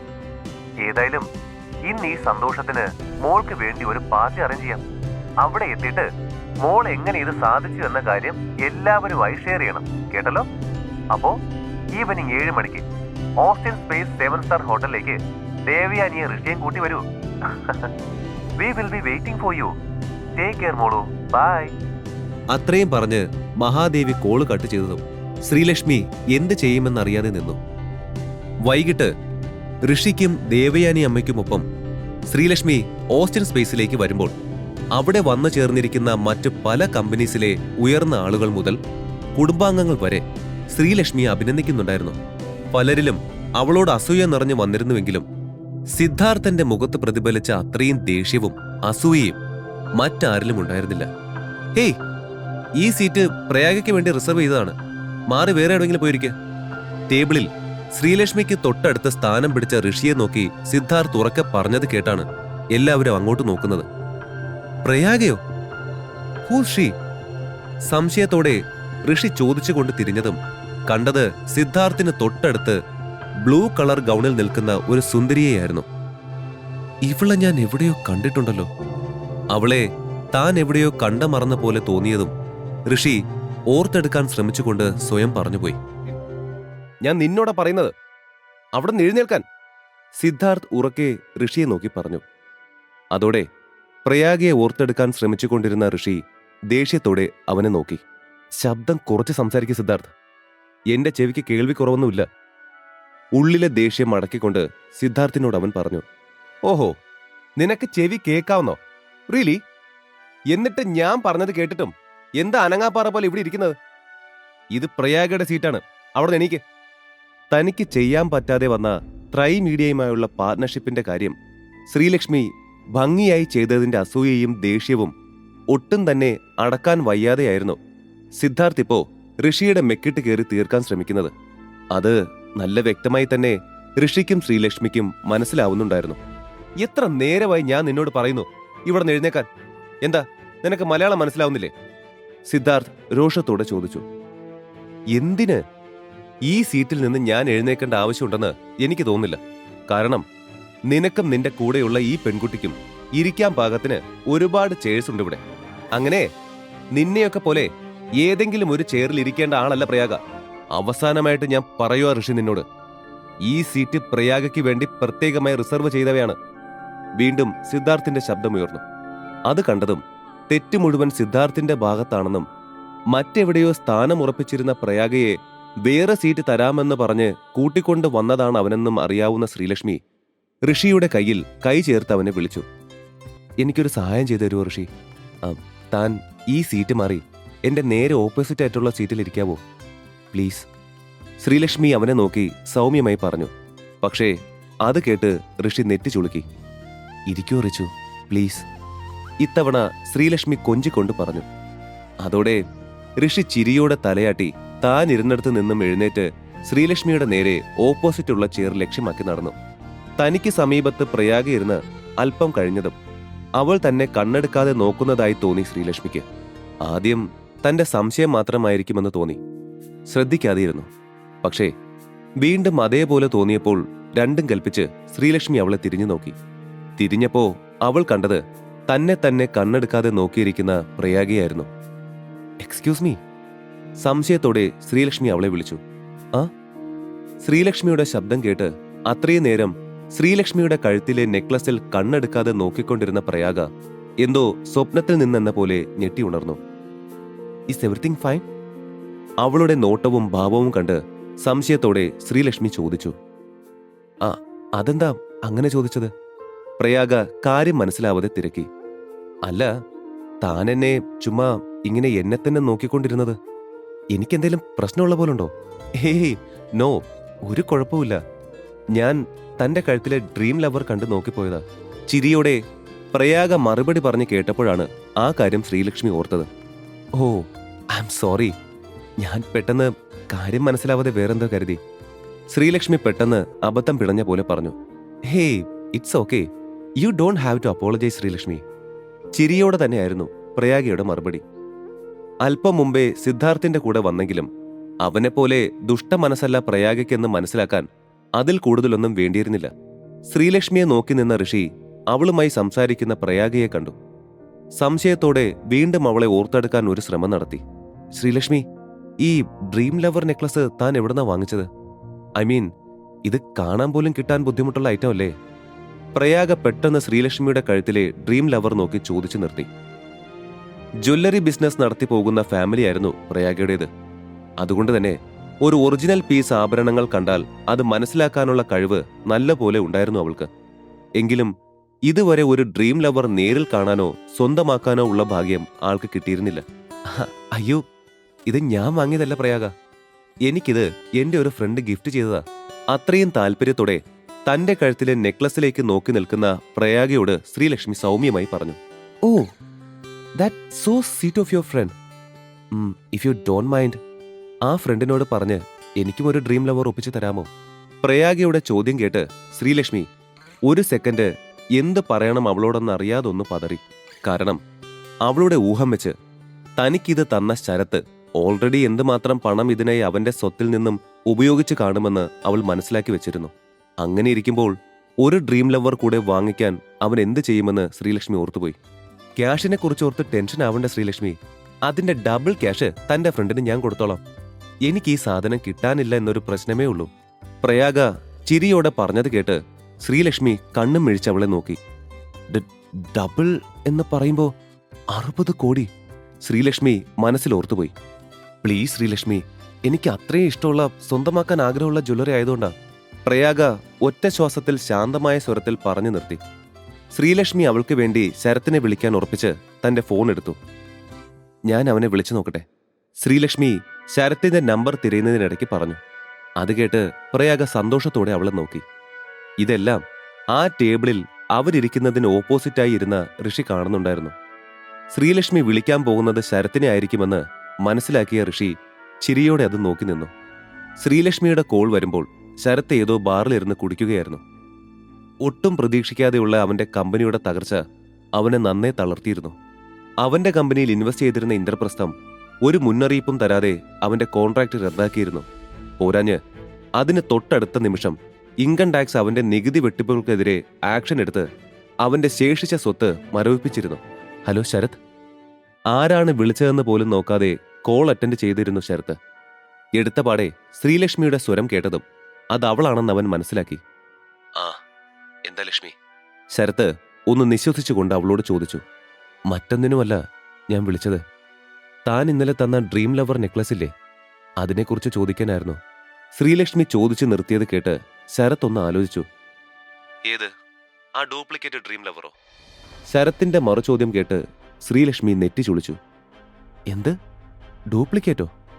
ശ്രീലക്ഷ്മി കാര്യം മനസ്സിലാവാതെ ചോദിച്ചു. അത് കേട്ട് അവൾക്കടുത്തിരുന്നിരുന്ന പ്രയാഗ പറയുന്നത് ശ്രദ്ധിച്ചു. ആന്നേ, തനിക്ക് വേണ്ടി ഞാൻ പണിയിച്ച ഡ്യൂപ്ലിക്കേറ്റ് ഡ്രീം ലവർ. എന്താ, തനിക്കത് തിരിച്ചു വേണോ? തരുന്നതിന് എനിക്ക് വിരോധമൊന്നുമില്ല, അതെന്റെ കയ്യിൽ തന്നെയുണ്ട്. പക്ഷേ തന്റെ ഹസ്ബൻഡ് ഋഷിയില്ലേ, അവൻ അത് എറിഞ്ഞത് കാരണം അതിന്റെ സ്റ്റോൺ ചില്ലത് ഇളകിയിട്ടുണ്ട്. താൻ ശരിയാക്കിക്കൊള്ളൂ അത്. ശരത്തിന്റെ ആ ചോദ്യങ്ങളെല്ലാം കേട്ട് അന്താളിച്ചു നിന്നു ശ്രീലക്ഷ്മി. താൻ വേറെ ഡ്രീം ലവർ എനിക്ക് വാങ്ങിച്ചിട്ടില്ലേ? അത് താനല്ലേ അപ്പോ? ശ്രീലക്ഷ്മി ചോദിച്ചു. എന്തോന്ന്? കാര്യം പിടികിട്ടാതെ ശരത്ത് ചോദിച്ചു. ശ്രീലക്ഷ്മിക്ക് തന്റെ കഴുത്തിലുള്ള ഡ്രീം ലവർ അവന്റെ വകയല്ലെന്ന് മനസ്സിലായി. പെട്ടെന്ന് തന്നെ എന്തൊക്കെയോ പറഞ്ഞ് കോള് കട്ട് ചെയ്തു. Hey Sreelakshmi, all okay?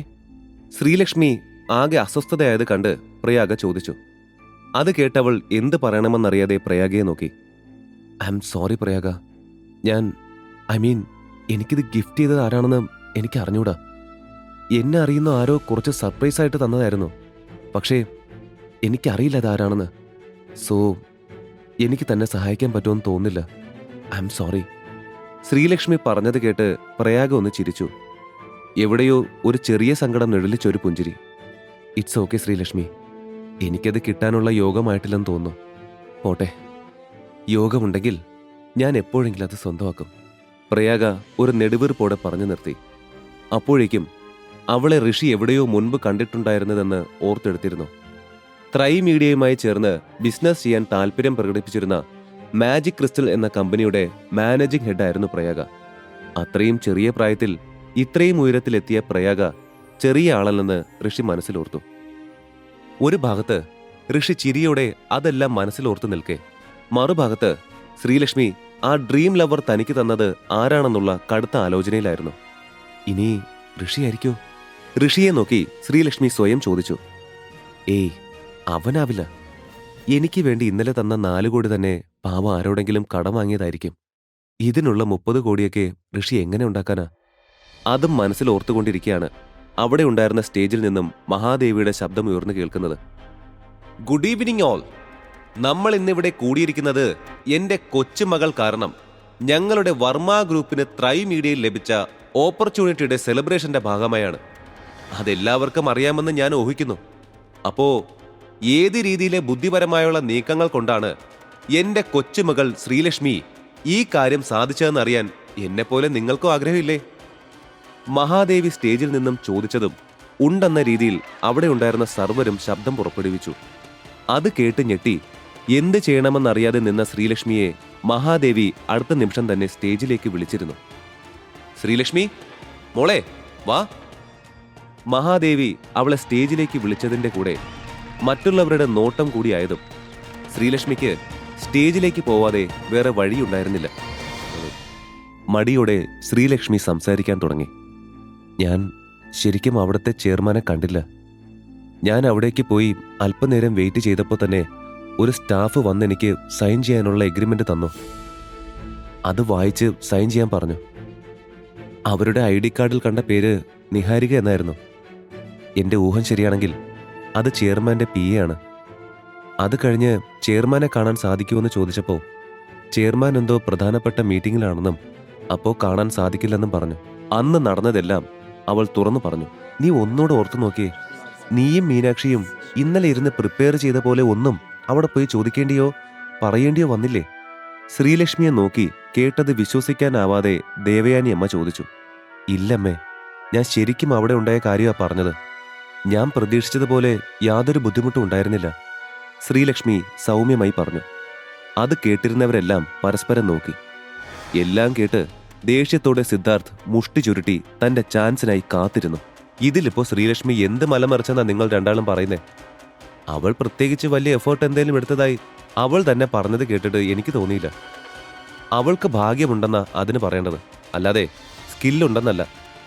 ഏതോ ഒരു അമ്മാവൻ അഭിപ്രായം പറഞ്ഞു. അയാൾ തുറന്നടിച്ച് അങ്ങനെ പറഞ്ഞതിൽ സിദ്ധാർത്ഥ് ശരിക്കും സന്തോഷിച്ചു. അയാൾ ഒറ്റയടിക്കാ പറഞ്ഞത് ശ്രീലക്ഷ്മിക്ക് ശരിക്കും വിഷമമായി. അതെ, ചുരുക്കം പറഞ്ഞ ശ്രീലക്ഷ്മി വലിയ എഫേർട്ടൊന്നും എടുക്കാതെയാണ് കാര്യം സാധിച്ചത്. മറ്റുള്ളവരും ശ്രീലക്ഷ്മിയെ നിസ്സാരമാക്കിക്കൊണ്ട് പറഞ്ഞു. ശ്രീലക്ഷ്മി മുത്തശ്ശിയെ നോക്കി. അവർ ഒരഭിപ്രായവും പറയാതെ ഇരിക്കുകയായിരുന്നു. മുത്തശ്ശി, ഞാൻ ഇതിലൊന്നും ചെയ്തിട്ടില്ല എന്നാണോ മുത്തശ്ശിക്കും തോന്നുന്നത്? ശ്രീലക്ഷ്മി അവളുടെ വിഷമം തുറന്നു ചോദിച്ചു. മഹാദേവി വർമ്മ അത് കേട്ടെങ്കിലും പ്രത്യേകിച്ച് ഒരു ഭാവവുമില്ലാതെ ശ്രീലക്ഷ്മി ഒന്ന് നോക്കി. അവളുടെ ചോദ്യത്തിന് ഒരു ഉത്തരം അവർക്കില്ലായിരുന്നു. എപ്പോഴും അവർക്കിഷ്ടക്കൂടുതൽ സിദ്ധാർത്ഥിനോടായിരുന്നു. ഇപ്പോൾ ഈ ഫാമിലി ബിസിനസ് നിലനിൽക്കുന്നതിലെ ശ്രീലക്ഷ്മിയുടെ പങ്ക് അവർക്ക് അംഗീകരിക്കാതിരിക്കാൻ വയ്യ. മിക്കവാറും വർമാസ് ഗ്രൂപ്പ് ഓഫ് കമ്പനിയുടെ തലപ്പത്ത് കയറിയിരിക്കാനാവും അവളുടെ ആഗ്രഹം.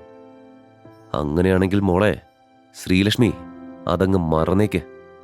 ഞാൻ ഇതിന് സമ്മതിക്കില്ല, അവൻ മനസ്സിൽ പറഞ്ഞുകൊണ്ട് തന്റെ ചെയറിൽ നിന്നും എഴുന്നേറ്റു. ശ്രീലക്ഷ്മി എന്തോ വലിയ കാര്യം ചെയ്ത പോലെയാണല്ലോ ഇവിടെ പലരും ഓരോന്നും പറയുന്നത്. ആൻഡ് മുത്തശ്ശി എന്തോ ഒന്നും മിണ്ടാതിരുന്നത്? മുത്തശ്ശിക്കറിയില്ലേ ഈ കാര്യത്തിന് വേണ്ടി ഞാൻ എന്തുമാത്രം എഫേർട്ട് എടുത്തിരുന്നു എന്ന്? അങ്ങനെ പറയാതെ സിദ്ധാർത്ഥ്, നിന്റെ സംസാരം കേട്ടാ ആദ്യം ശ്രീലക്ഷ്മിയെ വിട്ട് രണ്ടാമത് നീ പോയിരുന്നെങ്കിലും ഇങ്ങനെ തന്നെ സംഭവിച്ചേനെ എന്ന് തോന്നുമല്ലോ. ശ്രീലക്ഷ്മിയെ നേരത്തെ സപ്പോർട്ട് ചെയ്ത ഒരു സ്ത്രീ പറഞ്ഞു. അത് കേട്ട് ഋഷി ഒന്ന് ചിരിച്ചു. ചെറിയ ഇത് എന്തറിഞ്ഞിട്ടാ പറയുന്നതെന്ന് എനിക്ക് മനസ്സിലായില്ല. പക്ഷേ യു ആർ സോ റൈറ്റ്. അങ്ങനെയായിരുന്നെങ്കിൽ ഞാൻ തന്നെ ആ ഡീൽ ഓക്കെ ആക്കിയേനെ. അന്ന് പോയി ആ ത്രൈ മീഡിയയുടെ ചെയർമാനെ കാണാൻ സാധിക്കാത്തത് കൊണ്ടാ ഇത് ശ്രീലക്ഷ്മിയുടെ കയ്യിലെത്തിയത്. രണ്ടാം തവണ ശ്രീലക്ഷ്മി പോവാൻ തീരുമാനിച്ചപ്പോഴേക്ക് അവിടുത്തെ ആ ചെയർമാന് നമ്മുടെ വർമാസിനെ പറ്റി അന്വേഷിച്ച് ഇംപ്രസ് ആയി കാണും. വൈകാതെ ശ്രീലക്ഷ്മി അവിടേക്ക് പോയപ്പോ നമ്മൾ എത്രമാത്രം ഇതിന് ഇമ്പോർട്ടൻസ് കൊടുക്കുന്നു എന്ന് അദ്ദേഹത്തിന് മനസ്സിലായിട്ടുണ്ട്. ആ സംസാരം മതി. എനിക്ക് മനസ്സിലാവും സിദ്ധു നീ പറഞ്ഞത്. നീ ഇതിനായി എന്തുമാത്രം ഹാർഡ് വർക്ക് ചെയ്തുവെന്നും ഞാൻ കണ്ടതല്ലേ മോനെ. സോ ഇവിടെ കൂടിയ എല്ലാവരോടും ഞാൻ പറയുന്നു, നമ്മുടെ വർമാസ് ഗ്രൂപ്പിന്റെ ഈ നേട്ടത്തിന് വലിയൊരു കാരണം എന്റെ കൊച്ചുമകനായ സിദ്ധാർത്ഥാണ്. ശ്രീലക്ഷ്മി ഒന്നും ചെയ്തില്ലെന്ന് ഞാൻ പറയുന്നില്ല. She also was A part of this. അതുകൊണ്ട് ഇന്നത്തെ ട്രീറ്റ് ശ്രീലക്ഷ്മിയുടെ മാത്രമല്ല, സിദ്ധാർത്ഥിന്റെ വകയും കൂടിയാണ്. എല്ലാവരും വേണ്ടത് കുടിച്ചാൽ മാത്രം മതി. ബില്ലിനെ കുറിച്ച് ഓർത്ത് ആരും ബോധേഡാവണ്ട. അതും പറഞ്ഞ് സിദ്ധാർത്ഥ് അവന്റെ വാലറ്റിൽ നിന്നും കാർഡ് പുറത്തേക്കെടുത്ത് ഉയർത്തി കാണിച്ചു. അതൊരു തരം VIP കാർഡായിരുന്നു. ഓ, ഇതാ പ്ലാറ്റിനം കാർഡല്ലേ? ബന്ധുക്കളിൽ ആരോ ചോദിച്ചത് കേട്ട് സിദ്ധാർത്ഥ് ചിരിയോടെ തലയാട്ടി. എല്ലാം കണ്ടുകൊണ്ട് നിന്ന പ്രയാഗയ്ക്കും അവൻ വളരെ റിച്ച് ആണെന്ന് മനസ്സിലായിരുന്നു. കാരണം പ്രയാഗയുടെ കൈവശമുള്ള കാർഡ് സിദ്ധാർത്ഥിന്റെ കാർഡിനേക്കാൾ ഒരു പിടി താഴെയുള്ള ഗോൾഡ് കാർഡായിരുന്നു. ഗോൾഡ് കാർഡിലെ മിനിമം ബാലൻസ് 50 ലക്ഷവും പ്ലാറ്റിനം കാർഡിലേത് 85 ലക്ഷവുമായിരുന്നു. ഹാ, എന്താ എല്ലാവരും ഇങ്ങനെ നോക്കി നിൽക്കുന്നത്? Just enjoy it guys. നിങ്ങൾക്ക് വേണ്ടത് വേണ്ട അത്രയും കഴിച്ചോളൂ. I am the one who gonna pay all for this. ഒന്നിന് ഒരു മടിയും കാണിക്കണ്ട, വേണ്ടതെല്ലാം കഴിച്ചോളൂ. സിദ്ധാർത്ഥ് വീണ്ടും ഉറക്കെ പറഞ്ഞുകൊണ്ടിരുന്നു. Sir, bill. അല്പം കഴിഞ്ഞതും ഒരു വെയിറ്റർ ബിൽ പേ ചെയ്യാനായി സിദ്ധാർത്ഥിനെ സമീപിച്ചു. ആ ബില്ലൊന്ന് നോക്കുക പോലും ചെയ്യാതെ അവൻ അവന്റെ കാർഡ് അയാൾക്ക് നേരെ നീട്ടി. ഇതിപ്പോ 10-30ഓളം പേരുടെ ബിൽ പേ ചെയ്താലും എന്റെ അക്കൗണ്ടിൽ ബാലൻസ് ഉണ്ടാവും. ഇവിടെ ചിലർക്കൊക്കെ ഒറ്റ ആളുടെ സ്വന്തം ബില്ലെങ്കിലും പേ ചെയ്യാനുള്ള കഴിവുണ്ടോ ആവോ. മേ ബി അത്തരക്കാരൊക്കെ ഇതുപോലുള്ള ഫംഗ്ഷൻസിലാവും എക്സ്പെൻസീവ് ഫുഡും ഡ്രിങ്ക്സും ഒക്കെ ട്രൈ ചെയ്യുന്നത്. പാവങ്ങൾ, അവരും എന്റെ ചെലവിൽ അർമാദിക്കട്ടെ. ഋഷിയെയും ശ്രീലക്ഷ്മിയെ നോക്കി പുച്ഛത്തോടെ സിദ്ധാർത്ഥ് പറഞ്ഞു. അല്പസമയത്തിനുള്ളിൽ ആ വെയിറ്റർ തിരിച്ചു വന്നു. എക്സ്ക്യൂസ് മീ സർ, നിങ്ങളുടെ കാർഡ് വർക്കാവുന്നില്ലല്ലോ. ഇത് എക്സ്പയർ ഡേറ്റ് ആയതൊന്നും അല്ലല്ലോ. തിരികെ വന്ന വെയിറ്റർ സിദ്ധാർത്ഥിനെ നോക്കി ചോദിച്ചു. അത് കേട്ടവൻ നെറ്റി ചുളുക്കി. നോ, അങ്ങനെ വരാൻ വഴിയില്ലല്ലോ. അതിന്റെ ഡേറ്റ് നെക്സ്റ്റ് 2 ഇയർ വരെയുണ്ട്. ആത്മവിശ്വാസത്തോടെ സിദ്ധാർത്ഥ് പറഞ്ഞു. എങ്കിൽ പിന്നെ സാറിന്റെ അക്കൗണ്ടിൽ അത്ര ബാലൻസ് ഉണ്ടാവില്ല. അല്ലാതെ വേറെ എന്തെങ്കിലും പ്രശ്നമുണ്ടെന്ന് ഞങ്ങൾക്ക് തോന്നുന്നില്ല സർ.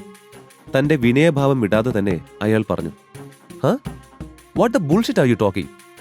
എന്റെ അക്കൗണ്ടിൽ 85 ലാക്സ് ഉണ്ട്. കുറച്ച് മുന്നേ വരെ ഞാൻ ചെക്ക് ചെയ്തതാ. ചിലപ്പോ നിങ്ങളുടെ മെഷീൻ കംപ്ലൈന്റ് ആയിരിക്കും. ഇങ്ങനെ കേടായ മെഷീൻ വെച്ചോണ്ട് നിൽക്കാതെ മാറ്റിക്കൂടെ നിങ്ങൾക്ക്? അഹങ്കാരവും പുച്ഛവും നിറഞ്ഞ സ്വരത്തിൽ അവൻ പറഞ്ഞു. ഓ സാർ, സാറിന്റെ ബാലൻസ് 85 ലാക്സ് ആണെങ്കിൽ അത് മെഷീന്റെ കുഴപ്പമല്ല. സാറിന്റെ ബില്ല് അതിലും കൂടുതലാണ്. It is above 1 crore. Just check it sir. ബില്ലും കാർഡും സിദ്ധാർത്ഥിന് നേരെ നീട്ടിക്കൊണ്ട് അയാൾ പറഞ്ഞു. അത് കേട്ട് ഞെട്ടിപ്പോയിരുന്നു സിദ്ധാർത്ഥ് ഉൾപ്പെടെ എല്ലാവരും. അപ്പോഴും താൻ വിചാരിച്ചതെന്തോ സംഭവിച്ചതുപോലെ ഋഷി ചിരിക്കുന്നുണ്ടായിരുന്നു. What the hell? ഇതെന്ത് ബില്ലാണ്? 1,75,000 rupees-ഓ? ഞാനിത് ആദ്യമായിട്ടൊന്നല്ല ഒരു 7-star ഹോട്ടലിൽ നിന്നും പാർട്ടി നടത്തുന്നതും പേ ചെയ്യുന്നതും. വിളിക്ക് നിങ്ങളുടെ മാനേജറെ, വിളിക്ക്. സിദ്ധാർത്ഥ് വെയിറ്ററോട് ചൂടാവാൻ തുടങ്ങി. ആ ബില്ല് കേട്ട് വന്ന ബന്ധുക്കളും ബില്ലിനേക്കാളേറെ സിദ്ധാർത്ഥിന്റെ ഭാവമാറ്റം കണ്ട് ചെറുതായി ഞെട്ടിയിരുന്നു. ഏറെ വൈകാതെ മാനേജർ ആ പാർട്ടി ഹാളിലേക്ക് കടന്നു വന്നു. സർ, നിങ്ങളാണോ എന്നെ കാണണമെന്ന് പറഞ്ഞത്? സിദ്ധാർത്ഥിനെ നോക്കി സംശയത്തോടെ അയാൾ തിരക്കി. ഓ, നിങ്ങളാണോ ഈ ഹോട്ടലിന്റെ മാനേജർ? അയാളെ നോക്കി ദേഷ്യവും പുച്ഛവും കലർന്ന ഭാവത്തിലായിരുന്നു സിദ്ധാർത്ഥ് ചോദിച്ചത്. അതെ, എനി പ്രോബ്ലം സർ? പുരികമുയർത്തി അയാൾ ചോദിച്ചു. സർ, ഈ ബില്ല് നമ്മൾ ഇട്ടതിൽ മിസ്റ്റേക്ക് ഉണ്ടെന്നാണ് ഇദ്ദേഹം പറയുന്നത്. അവിടെ നിന്നിരുന്ന ഒരു വെയിറ്റർ മുൻപിലേക്ക് വന്ന് പറഞ്ഞത് കേട്ട് മാനേജറുടെ മുഖം ചുളിഞ്ഞു.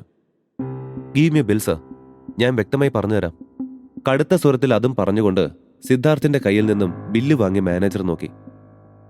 കഴിച്ച ഫുഡും കാര്യങ്ങളും 25 ലക്ഷത്തിൽ താഴെ ബില്ലായിട്ടുള്ളൂ. പക്ഷേ ബാക്കി താങ്കൾ ഓർഡർ ചെയ്തിരിക്കുന്ന വൈനെല്ലാം കുറച്ച് എക്സ്പെൻസീവ് ആയിരുന്നു.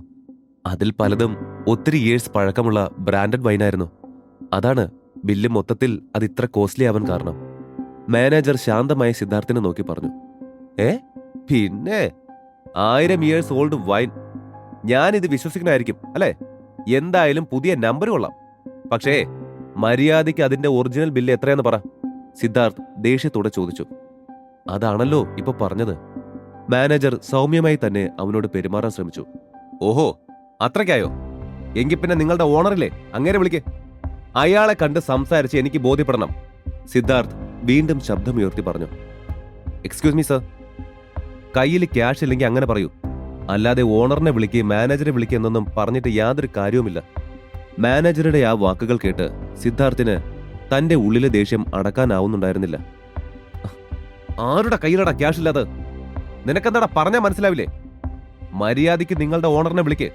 എനിക്ക് അയാളോടാ സംസാരിക്കാനുള്ളത്. മാനേജറുടെ കോളറിൽ കുത്തിപ്പിടിച്ച് അയാളെ ചുമരോട് ചേർത്തായിരുന്നു സിദ്ധാർത്ഥ് പറഞ്ഞത്. ഏയ്, എന്താ ഇവിടെ? എന്താ പ്രശ്നം? ആകെ അമ്പരന്ന് നിന്ന ഹോട്ടൽ സ്റ്റാഫിന്റെയും വർമാസ് നടത്തിയ പാർട്ടിക്ക് വന്ന ആളുകളുടെയും പിന്നിൽ നിന്നുള്ള ആ ശബ്ദം കേട്ട് എല്ലാവരും തിരിഞ്ഞു നോക്കി. മിസ്റ്റർ ലക്ഷ്മൺ വാര്യർ.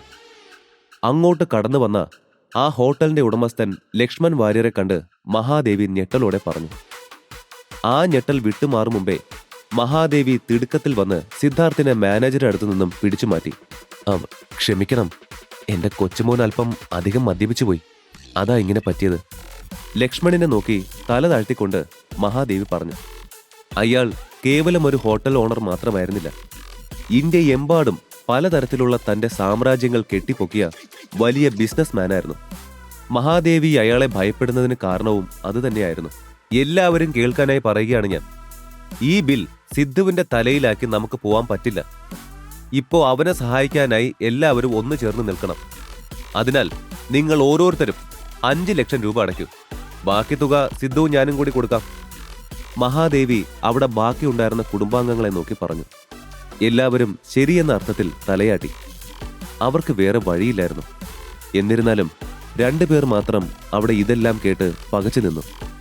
അവർ പരസ്പരം മുഖത്തോട് മുഖം നോക്കി. എല്ലാവർക്കും 5 ലക്ഷം പേ ചെയ്യാൻ പറ്റുമോ മുത്തശ്ശി? സിദ്ധാർത്ഥിന്റെ ആ ചോദ്യം കേട്ട് എല്ലാവരുടെയും നോട്ടം അവന്റെ ദൃഷ്ടി പതിഞ്ഞെടുത്ത് ചെന്നെത്തി. അവന്റെ പുച്ഛത്തോടുള്ള ആ നോട്ടം മറ്റാരുടെ നേരെയായിരുന്നില്ല, ശ്രീലക്ഷ്മിയുടെയും ദേവയാനി അമ്മയുടെയും നേരെയായിരുന്നു. ചെറിയ എന്തെങ്കിലും തുകയായിരുന്നെങ്കിൽ തങ്ങളുടെ ബില്ലിന്റെ തുക കൊടുക്കാൻ കരുതിയ ശ്രീലക്ഷ്മിയും ദേവയാനിയും 5 ലക്ഷം എന്ന് കേട്ടപ്പോൾ തന്നെ ആകെ കുഴഞ്ഞിരുന്നു. ഋഷി തനിക്ക് തന്നിരുന്ന ആകെ ഉണ്ടായിരുന്ന 4 കോടി ഇന്നലെ തന്നെ കമ്പനിയുടെ ആവശ്യത്തിന് വേണ്ടി നൽകിയത് ശ്രീലക്ഷ്മി ഓർത്തു. നിന്റെ മാത്രമല്ല ശ്രീലക്ഷ്മി, വേലയും കൂലിയില്ലാത്ത നിന്റെ ഹസ്ബൻഡിന്റെയും സെയിം അവസ്ഥയിൽ തന്നെയുള്ള നിന്റെ അമ്മയുടെയും കൂടെ ബില്ല് ചേർത്ത് 15 ലക്ഷം അതുണ്ടാവോ നിന്റെ കയ്യില്? സിദ്ധാർത്ഥിന്റെ ചോദ്യം കേട്ട് ശ്രീലക്ഷ്മി മറുപടി പറയാൻ തുടങ്ങിയപ്പോഴേക്കും ഋഷിയുടെ ശബ്ദം ആ ഹോളിൽ പ്രതിധ്വനിച്ചു. ഉണ്ട്. ലക്ഷ്മൺ വാര്യർ നോക്കിയപ്പോൾ പിന്തിരിഞ്ഞ് അവിടെ ഇരുന്ന ഒരു ചെറുപ്പക്കാരനാണ് ആ ശബ്ദത്തിനുടമ. അത് കാണേ അയാളുടെ കണ്ണുകളിൽ ആശ്ചര്യം നിറഞ്ഞു. എക്സ്ക്യൂസ് മീ, താങ്കളൊന്ന് ഇങ്ങോട്ട് തിരിയോ? ഋഷി ഇരുന്നിടത്തേക്ക് നോക്കി അയാൾ സംശയത്തോടെ തന്നെ ചോദിച്ചു. Hey Lakshman sir.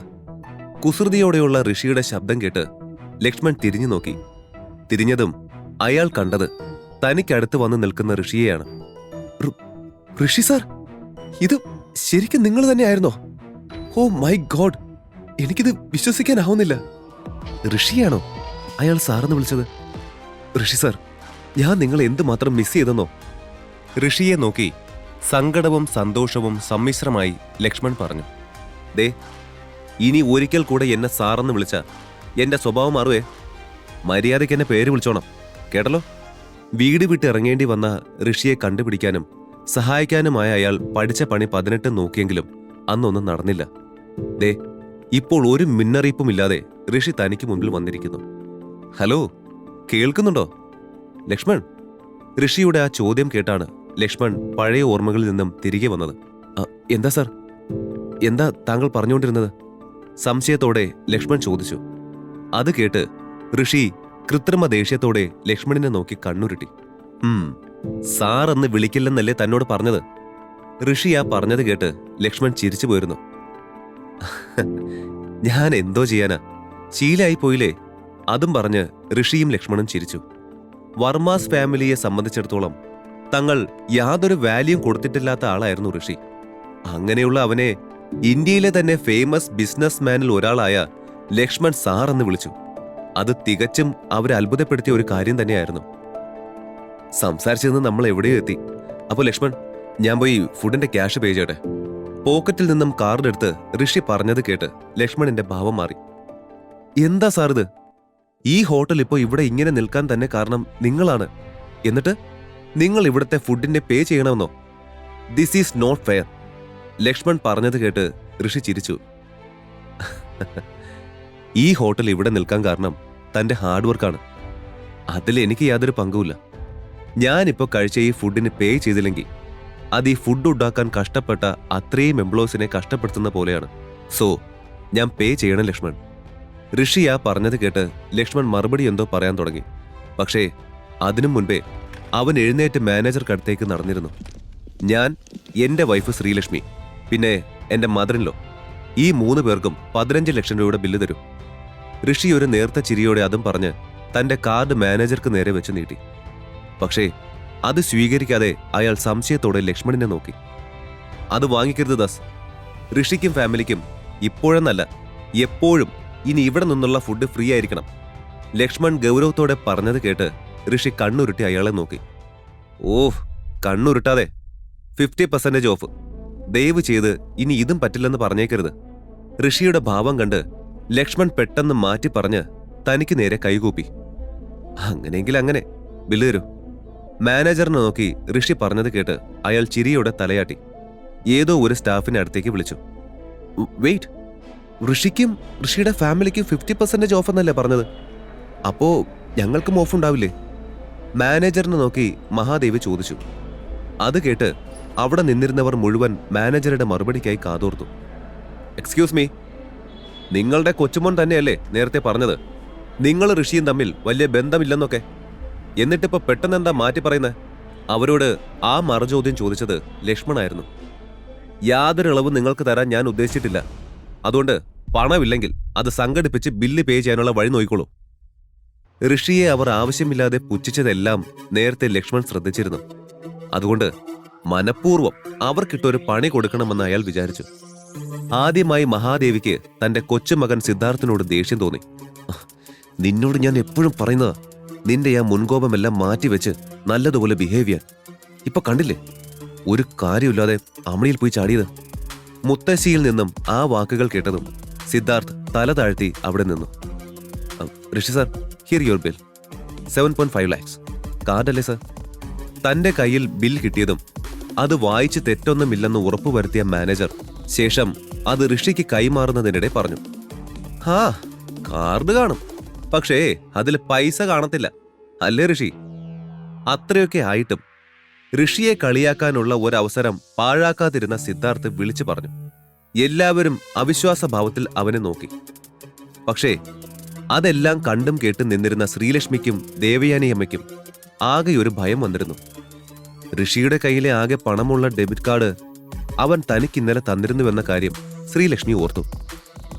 വേറെ പണമുള്ള കാർഡ് ഋഷിയുടെ കയ്യിലില്ല എന്നായിരുന്നു ശ്രീലക്ഷ്മിയുടെയും ദേവയാനി അമ്മയുടെയും വിശ്വാസം. അവരുടെ മുഖത്തേക്ക് നോക്കിയ ഋഷിക്ക് അത് പെട്ടെന്ന് മനസ്സിലായി. അതോടെ തന്റെ ബ്ലാക്ക് VIP കാർഡ് അവർ കണ്ടാലുള്ള കാര്യം ഓർത്തവൻ ഒരു നിമിഷം ചിരിച്ചു പോയിരുന്നു. അതെ, കാർഡാണ്. അതും പറഞ്ഞ് ഋഷി തന്റെ പേഴ്സിൽ നിന്നും ഒരു സാധാരണ ഡെബിറ്റ് കാർഡ് എടുത്ത് മാനേജറുടെ കയ്യിൽ വെച്ചു കൊടുത്തു. അത് കണ്ട് താൻ ഗസ് ചെയ്തതെല്ലാം അതേപോലെ നടക്കാൻ പോകുന്നുവെന്ന് പുച്ഛത്തോടെ സിദ്ധാർത്ഥ് മനസ്സിലോർത്തു. ദേ, അവിടെ അങ്ങനെ തന്നെ നിന്നോ ഋഷി. നിന്റെ കാർഡ് വർക്ക് ചെയ്യുന്നില്ലെന്ന് പറഞ്ഞ് ആ മാനേജർ ഇപ്പോ തിരിച്ചു കൊണ്ടുവന്ന് തരും. സിദ്ധാർത്ഥ് ഋഷിയെ നോക്കി പറഞ്ഞു. അത് കേട്ട് ചില ബന്ധുക്കളും അവന്റെ കൂടെ കൂടി. അതെ, അറ്റ്ലീസ്റ്റ് ഒരു സിൽവർ കാർഡെങ്കിലും ആയിരുന്നെങ്കിൽ എന്തെങ്കിലും നീക്കുപോക്കുണ്ടാകുമെന്ന് വിശ്വസിക്കാമായിരുന്നു. ബട്ട് ഇതങ്ങനെ പോലും അല്ലല്ലോ. ആ കാർഡിൽ ശരിക്കും എന്തെങ്കിലും ഉണ്ടോ ആവോ? സിദ്ധാർത്ഥിന്റെ കൂടെ ഋഷിയെ കളിയാക്കാൻ കൂടിയവർ പറഞ്ഞു ചിരിച്ചു. നിങ്ങളുടെ സംസാരം നിർത്തി ബില്ല് സെറ്റ് ചെയ്യാനുള്ള വഴി നോക്കുന്നോ, അതോ ഞാൻ പോലീസിനെ വിളിക്കണോ? അവരുടെ അഹങ്കാരം നിറഞ്ഞ പൊട്ടിച്ചിരികൾക്കിടയിൽ മാനേജറുടെ ശബ്ദമുയർന്നു. അതോടെ അവർ ചിരി നിർത്തി. താങ്ക് യു സർ, സാറിന്റെ പേയ്മെന്റ് സക്സസ്ഫുള്ളി പൂർത്തിയായി. കാർഡ് തിരികെ ഋഷിക്ക് നേരെ നീട്ടിക്കൊണ്ട് മാനേജർ പറഞ്ഞു. അതുവരെ ചിരിച്ചുകൊണ്ടിരുന്നവരുടെ മുഖത്തെ ചിരിയെല്ലാം മാഞ്ഞു. അത്ഭുതം നിറഞ്ഞു. ശ്രീലക്ഷ്മി മുതൽ മഹാദേവി വരെയുള്ള സർവരും ആശ്ചര്യത്തോടെ ഋഷിയെ നോക്കി. ഋഷി, എന്തോ ചോദിക്കാനായി ഋഷിക്കടുത്തേക്ക് വരാൻ തുനിഞ്ഞ് ശ്രീലക്ഷ്മി അവനെ വിളിച്ചു. അത് കേട്ട് ഋഷി അവളുടെ കയ്യിൽ പിടിച്ച് അവളെ തന്നോട് ചേർത്ത് നിർത്തി. ഇത്രയും പണം തനിക്ക് എവിടുന്ന് കിട്ടി? അവൾ അവന്റെ ചെവിയിൽ പതുക്കെ ചോദിച്ചു. താൻ എന്താ ചോദിക്കുന്നതെന്ന് എനിക്ക് മനസ്സിലായി. എല്ലാം സമാധാനായിട്ട് വീട്ടിൽ ചെന്നിട്ട് ഞാൻ പറഞ്ഞുതരാം. പക്ഷേ അതിനു മുൻപേ എനിക്ക് മറ്റു ചില കാര്യങ്ങൾ ചെയ്തു തീർക്കാനുണ്ട്.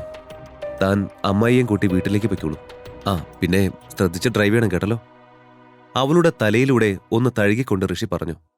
അതോടെ ശ്രീലക്ഷ്മി തന്റെ ഉള്ളിലെ സംശയം അതുപോലെ വെച്ചുകൊണ്ട് അവനോട് തലയാട്ടി. ഹേയ്, നിങ്ങളിതെന്താ നോക്കി നിൽക്കുന്നത്? പേ ചെയ്ത് പോവാനൊന്നും ഉദ്ദേശമില്ലേ? എല്ലാം കണ്ട് അപ്പോഴും ബോധം വന്നിട്ടില്ലാത്ത പോലെ നിൽക്കുന്ന ബാക്കിയുള്ളവരെ നോക്കി മാനേജർ തിരക്കി. അതോടെ ഇനിയും അങ്ങനെ നിന്നിട്ട് കാര്യമില്ലെന്ന് തോന്നിയ അവരെല്ലാം തങ്ങളുടെ ഷെയർസ് മഹാദേവിയുടെ കൈവശം ഏൽപ്പിച്ചു. ഹേയ് പ്രയാഗ, ബിൽ പേ ചെയ്ത് എല്ലാവരും പോവാനായി ഇറങ്ങുമ്പോഴാണ് ഋഷി പിന്നിൽ നിന്നും പ്രയാഗയെ വിളിച്ചത്. തനിക്ക് ഡ്രീം ലവർ വേണമെങ്കിൽ ഞാൻ സഹായിക്കാം. Only if you really want. Rishi സൗമ്യമായി പറഞ്ഞത് കേട്ട് പ്രയാഗ തന്റെ കണ്ണ് രണ്ടും വിടർത്തി ഋഷിയെ നോക്കി. റിയലി? തനിക്ക് സഹായിക്കാൻ കഴിയോ? കണ്ണെല്ലാം വിടർത്തി അത്ഭുതത്തോടെ പ്രയാഗ ചോദിച്ചത് കേട്ട് ഋഷി തലയാട്ടി. Oh thank you Rishin, thank you so much. ഇതാ എന്റെ കാർഡ്. ഡ്രീം ലവർ കിട്ടിയാണെങ്കിൽ തീർച്ചയായും എന്നെ വിളിക്കണം. പ്രയാഗ അത്രമേൽ താല്പര്യത്തോടെ തന്റെ കാർഡ് ഋഷിക്ക് നേരെ നീട്ടിക്കൊണ്ട് പറഞ്ഞു. അങ്ങനെ അല്പനേരെ കൂടെ കഴിഞ്ഞതും എല്ലാവരും ഹോട്ടലിൽ നിന്നും ഇറങ്ങി. ഋഷിൻ സാർ, ശരിക്കും നിങ്ങൾ ഇത്രയും കാലം എവിടെയായിരുന്നു? തന്നെ ഡ്രൈവ് ചെയ്തുകൊണ്ട് ലക്ഷ്മൺ തിരക്കി. അതിന്റെ കോ ഡ്രൈവർ സീറ്റിലിരുന്ന ഋഷി ഒന്ന് നിശ്വസിച്ചു. ശേഷം ലക്ഷ്മണിന് നേരെ തിരിഞ്ഞു. ഞാൻ ഇവിടെയൊക്കെ തന്നെ ഉണ്ടായിരുന്നു. പക്ഷേ എല്ലാവരെയും ഫേസ് ചെയ്യാൻ ഞാൻ മെന്റലി റെഡിയായിരുന്നില്ല. ഋഷി ശബ്ദം താഴ്ത്തി പറഞ്ഞു. കാര്യം മനസ്സിലായ പോലെ ലക്ഷ്മൺ തലയാട്ടി. അല്ല ലക്ഷ്മൺ, നമ്മളിത് എങ്ങോട്ടാ പോകുന്നത്? ഋഷി പെട്ടെന്ന് സീറ്റിൽ നിന്ന് നിവർന്നുകൊണ്ട് ലക്ഷ്മണിനോടായി ചോദിച്ചു. മറുപടി എന്നോണം ലക്ഷ്മൺ ആദ്യം ഋഷിയോടൊന്ന് ചിരിച്ചു. നിങ്ങളെ ഒരു സർപ്രൈസ് പേഴ്സൺ വെയിറ്റ് ചെയ്യുന്നുണ്ട്. ചിരിയോടെ തന്നെ ലക്ഷ്മൺ മറുപടി പറഞ്ഞു. ഋഷി കാര്യം മനസ്സിലാവാതെ ലക്ഷ്മണിനെ ചൂഴ്ന്നു നോക്കി. എന്നാലും ലക്ഷ്മൺ, താൻ ഇത്രയും വേഗം ഇത്രയും വലിയ ബിസിനസ് സാമ്രാജ്യം കെട്ടിപ്പൊക്കോന്ന് ഞാൻ കരുതിയിരുന്നില്ല. I mean it's so huge man. ലക്ഷ്മണിനെ ഓർത്തുള്ള തന്റെ അഭിമാനവും അത്ഭുതവും പുറത്ത് വെളിവാക്കും വിധമായിരുന്നു ഋഷിയുടെ വാക്കുകൾ. എല്ലാം താങ്കൾ ഒരാൾ ഉണ്ടായിരുന്നത് കൊണ്ടാണ് ഋഷി സാർ. അന്ന് എന്നെ സപ്പോർട്ട് ചെയ്യാൻ ഒരു മനുഷ്യൻ പോലും ഇല്ലായിരുന്ന സമയത്ത് നിങ്ങൾ കൂടെ ഇല്ലായിരുന്നെങ്കിൽ എനിക്കറിയില്ല ഞാൻ എന്തായെന്ന്. താങ്കൾ അന്ന് ആ പണം തന്ന് ബിസിനസ് സ്റ്റാർട്ട് ചെയ്തോളാം പറഞ്ഞ ഡേ എനിക്കിപ്പോഴും ഓർമ്മയുണ്ട്. അന്ന് എനിക്ക് ശേഷിച്ച കടങ്ങളെല്ലാം തീർത്ത് എന്റെ അടുത്തൊരു ഫ്രണ്ടിന്റെ സഹായത്തോടെ എല്ലാം തുടങ്ങി വെച്ചു. ദേ ഇപ്പൊ ദൈവാനുഗ്രഹം കൊണ്ട് ഇവിടെയൊക്കെ എത്തി നിൽക്കുന്നു. സാറിനെ കണ്ടില്ലായിരുന്നെങ്കിൽ ഞാനിപ്പോ ഒരുപക്ഷെ ജീവനോടെ പോലും ഉണ്ടാവില്ലായിരുന്നു. ലക്ഷ്മൺ വൈകാരികമായി പറഞ്ഞു. ഹേയ്, എന്തുവാ ഇത്? ഞാൻ തന്നെക്കുറിച്ച് ഓർത്ത് പ്രൗഡാണെന്ന് പറയുമ്പോ താൻ ഇമോഷണലായി എങ്ങോട്ടായി പോണത് ലക്ഷ്മണ? തിരിച്ചു വരൂ.